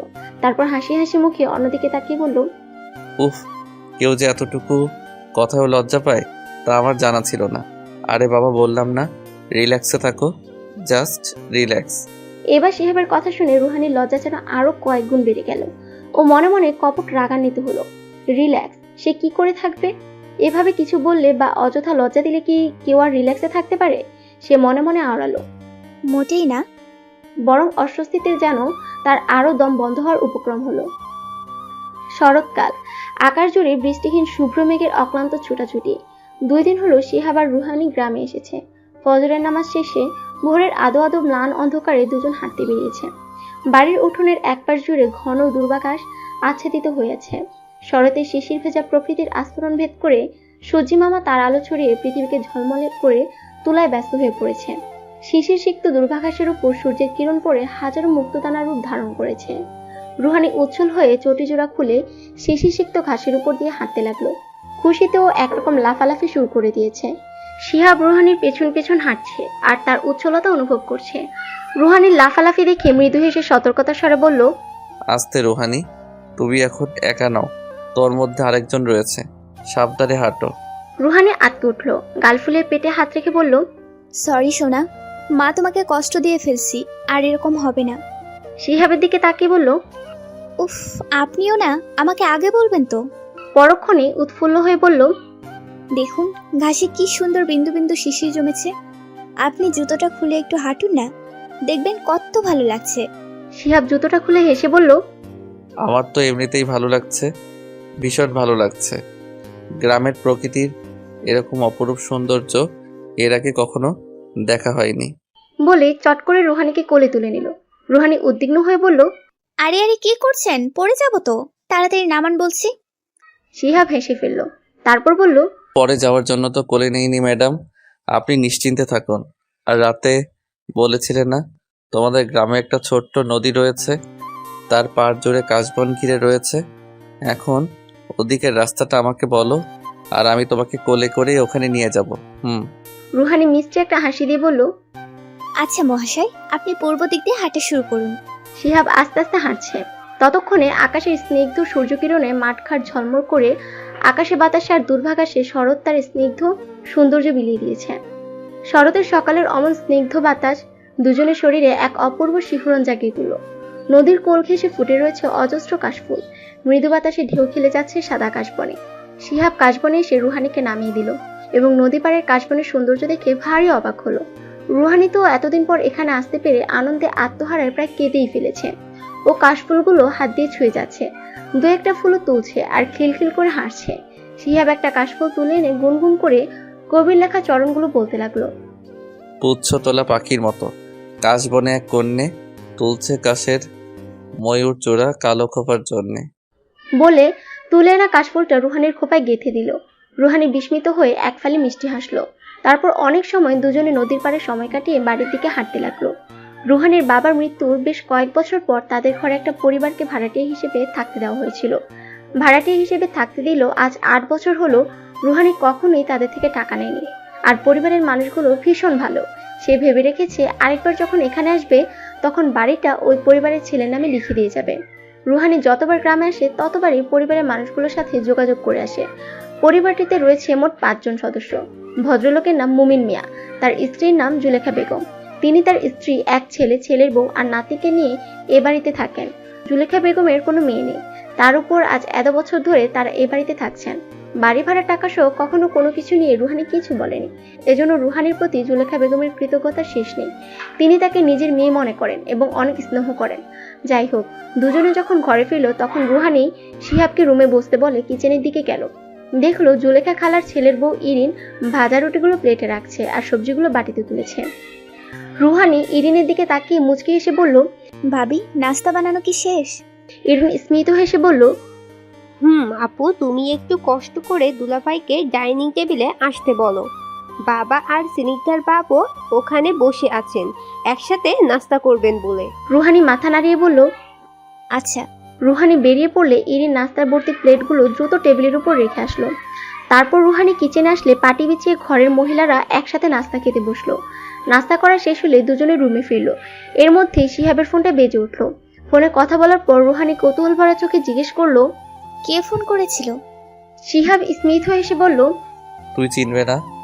আমাদের তাবলিকের বড় ভাই আজাদ ভাই বললেন 5 তারিখে নয় বরং সামনের 1 তারিখ থেকে তাবলিক শুরু হবে, তো আমাদেরকে কালকেই সিলেট ফিরতে হচ্ছে। রুহি, কথাটা শুনে রুহানির মুখটা মলিন হয়ে গেল।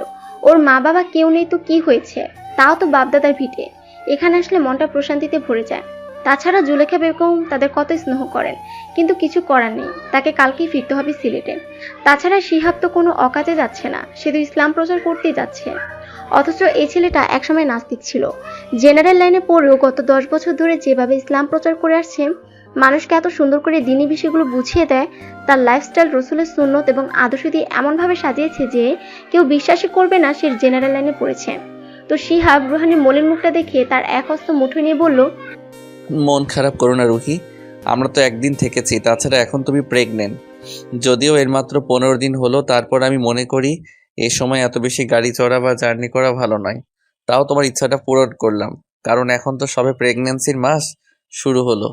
পরে যদি প্রেগনেন্সির 2-3 মাস অথবা এর বেশি দিন পরে বলতে, আমি গ্রামের বাড়ি যেতে চাই। তাহলে কিন্তু আমি মোটেই তখন এখানে নিয়ে আসতাম না। এটা তোমার প্রথম কনসিভ, আমি কোনোভাবেই রিস্ক নিতে চাইছি না। সো সকাল সকাল এসেছি, আবার সকাল সকাল চলেও যাব। আর 5 তারিখ থেকে তাবলিগ শুরু হবে এবং 1 মাস পর আমি তাবলিগ করব না। বাকি সময়টা আমি তোমাকে দিতে চাইছি।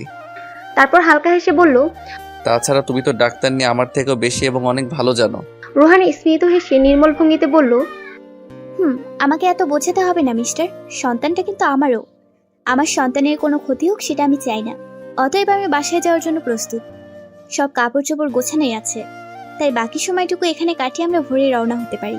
শিহাব রুহানিকে একটানে কোলে বসিয়ে জড়িয়ে ধরলো, কাঁধে মুখ রেখে বলল, তা মন্দ বলেননি ম্যাডাম। রুহানি উষ্ম আবেশে নীরব হয়ে গুটিসুটি মেরে বসে রইল। শিহাব কিছুক্ষণ স্তব্ধ থেকে বলল, রুহি, জানো আমার না নিজেকে খুব সুখী সুখী মানুষ বলে মনে হয়। রুহানি শিহাবের হাতের বাঁধন ছাড়িয়ে তার কোল থেকে উঠে ফ্লোরে বসলো। এরপর কৌতূহল ভরা কণ্ঠে জিজ্ঞেস করলো, এমনটা কেন মনে হয় বলুন তো? শায়েক মিজানুর রহমান আজহারি বলেছিলেন অনার্সের শুরুতেই বিয়ে করো, প্রয়োজন হলে আরও আগে। বিয়ে করলেই সংসার করা লাগবে এমন কোনো কথা নেই। দুজন দুজনের বাবার বাড়িতে থাকবে। বিয়ে না করলে যেভাবে পড়াশোনা করতে সেইভাবে পড়াশোনা করো। পড়ালেখা শেষ করে কর্মজীবনে আসলে তখন সংসার শুরু করো। ব্যাস, সম্পর্ক হালাল থাকলো, ফিতনা থেকে বেঁচে থাকলো, সঙ্গিনীর টেনশন থেকে মুক্তি থাকলো। এত সহজ বিষয়টিকে কঠিন করার মানে কি? কথাগুলো চমৎকার। আমার মা যখন আমার সাথে তোমাকে বিয়ে দিলেন তখন মায়ের উপর আমার খুব রাগ হয়েছিল। সম্পর্কটা আমি মেনে নিতে পারছিলাম না, কিন্তু সময়ের পালা বদলে আমার বন্ধুর ওসিলায় তার মাধ্যমে আমি আমার ভুল বুঝতে পারি।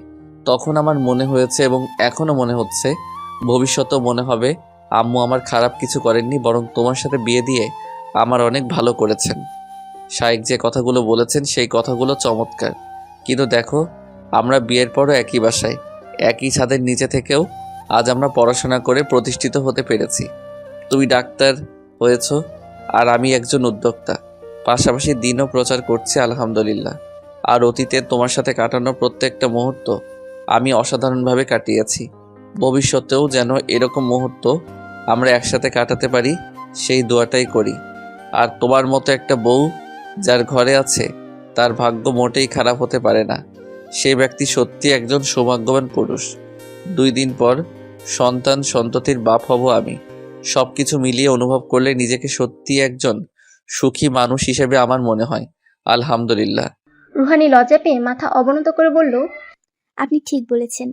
শিহাব স্মিত হাসলো, তারপর দুষ্টুমি করে বলল, এনিওয়ে, তুমি যত বড়ই হও না কেন, আমার কাছে তোমাকে সেই আগের পিচ্চি রুহানি বলেই মনে হয়। রুহানি ব্রু কুঁচকে চোখগুলো ছোট ছোট করে তার তীক্ষ্ণ চোখ ধারা শিহাবকে পরখ করে বলল, আচ্ছা তাই না?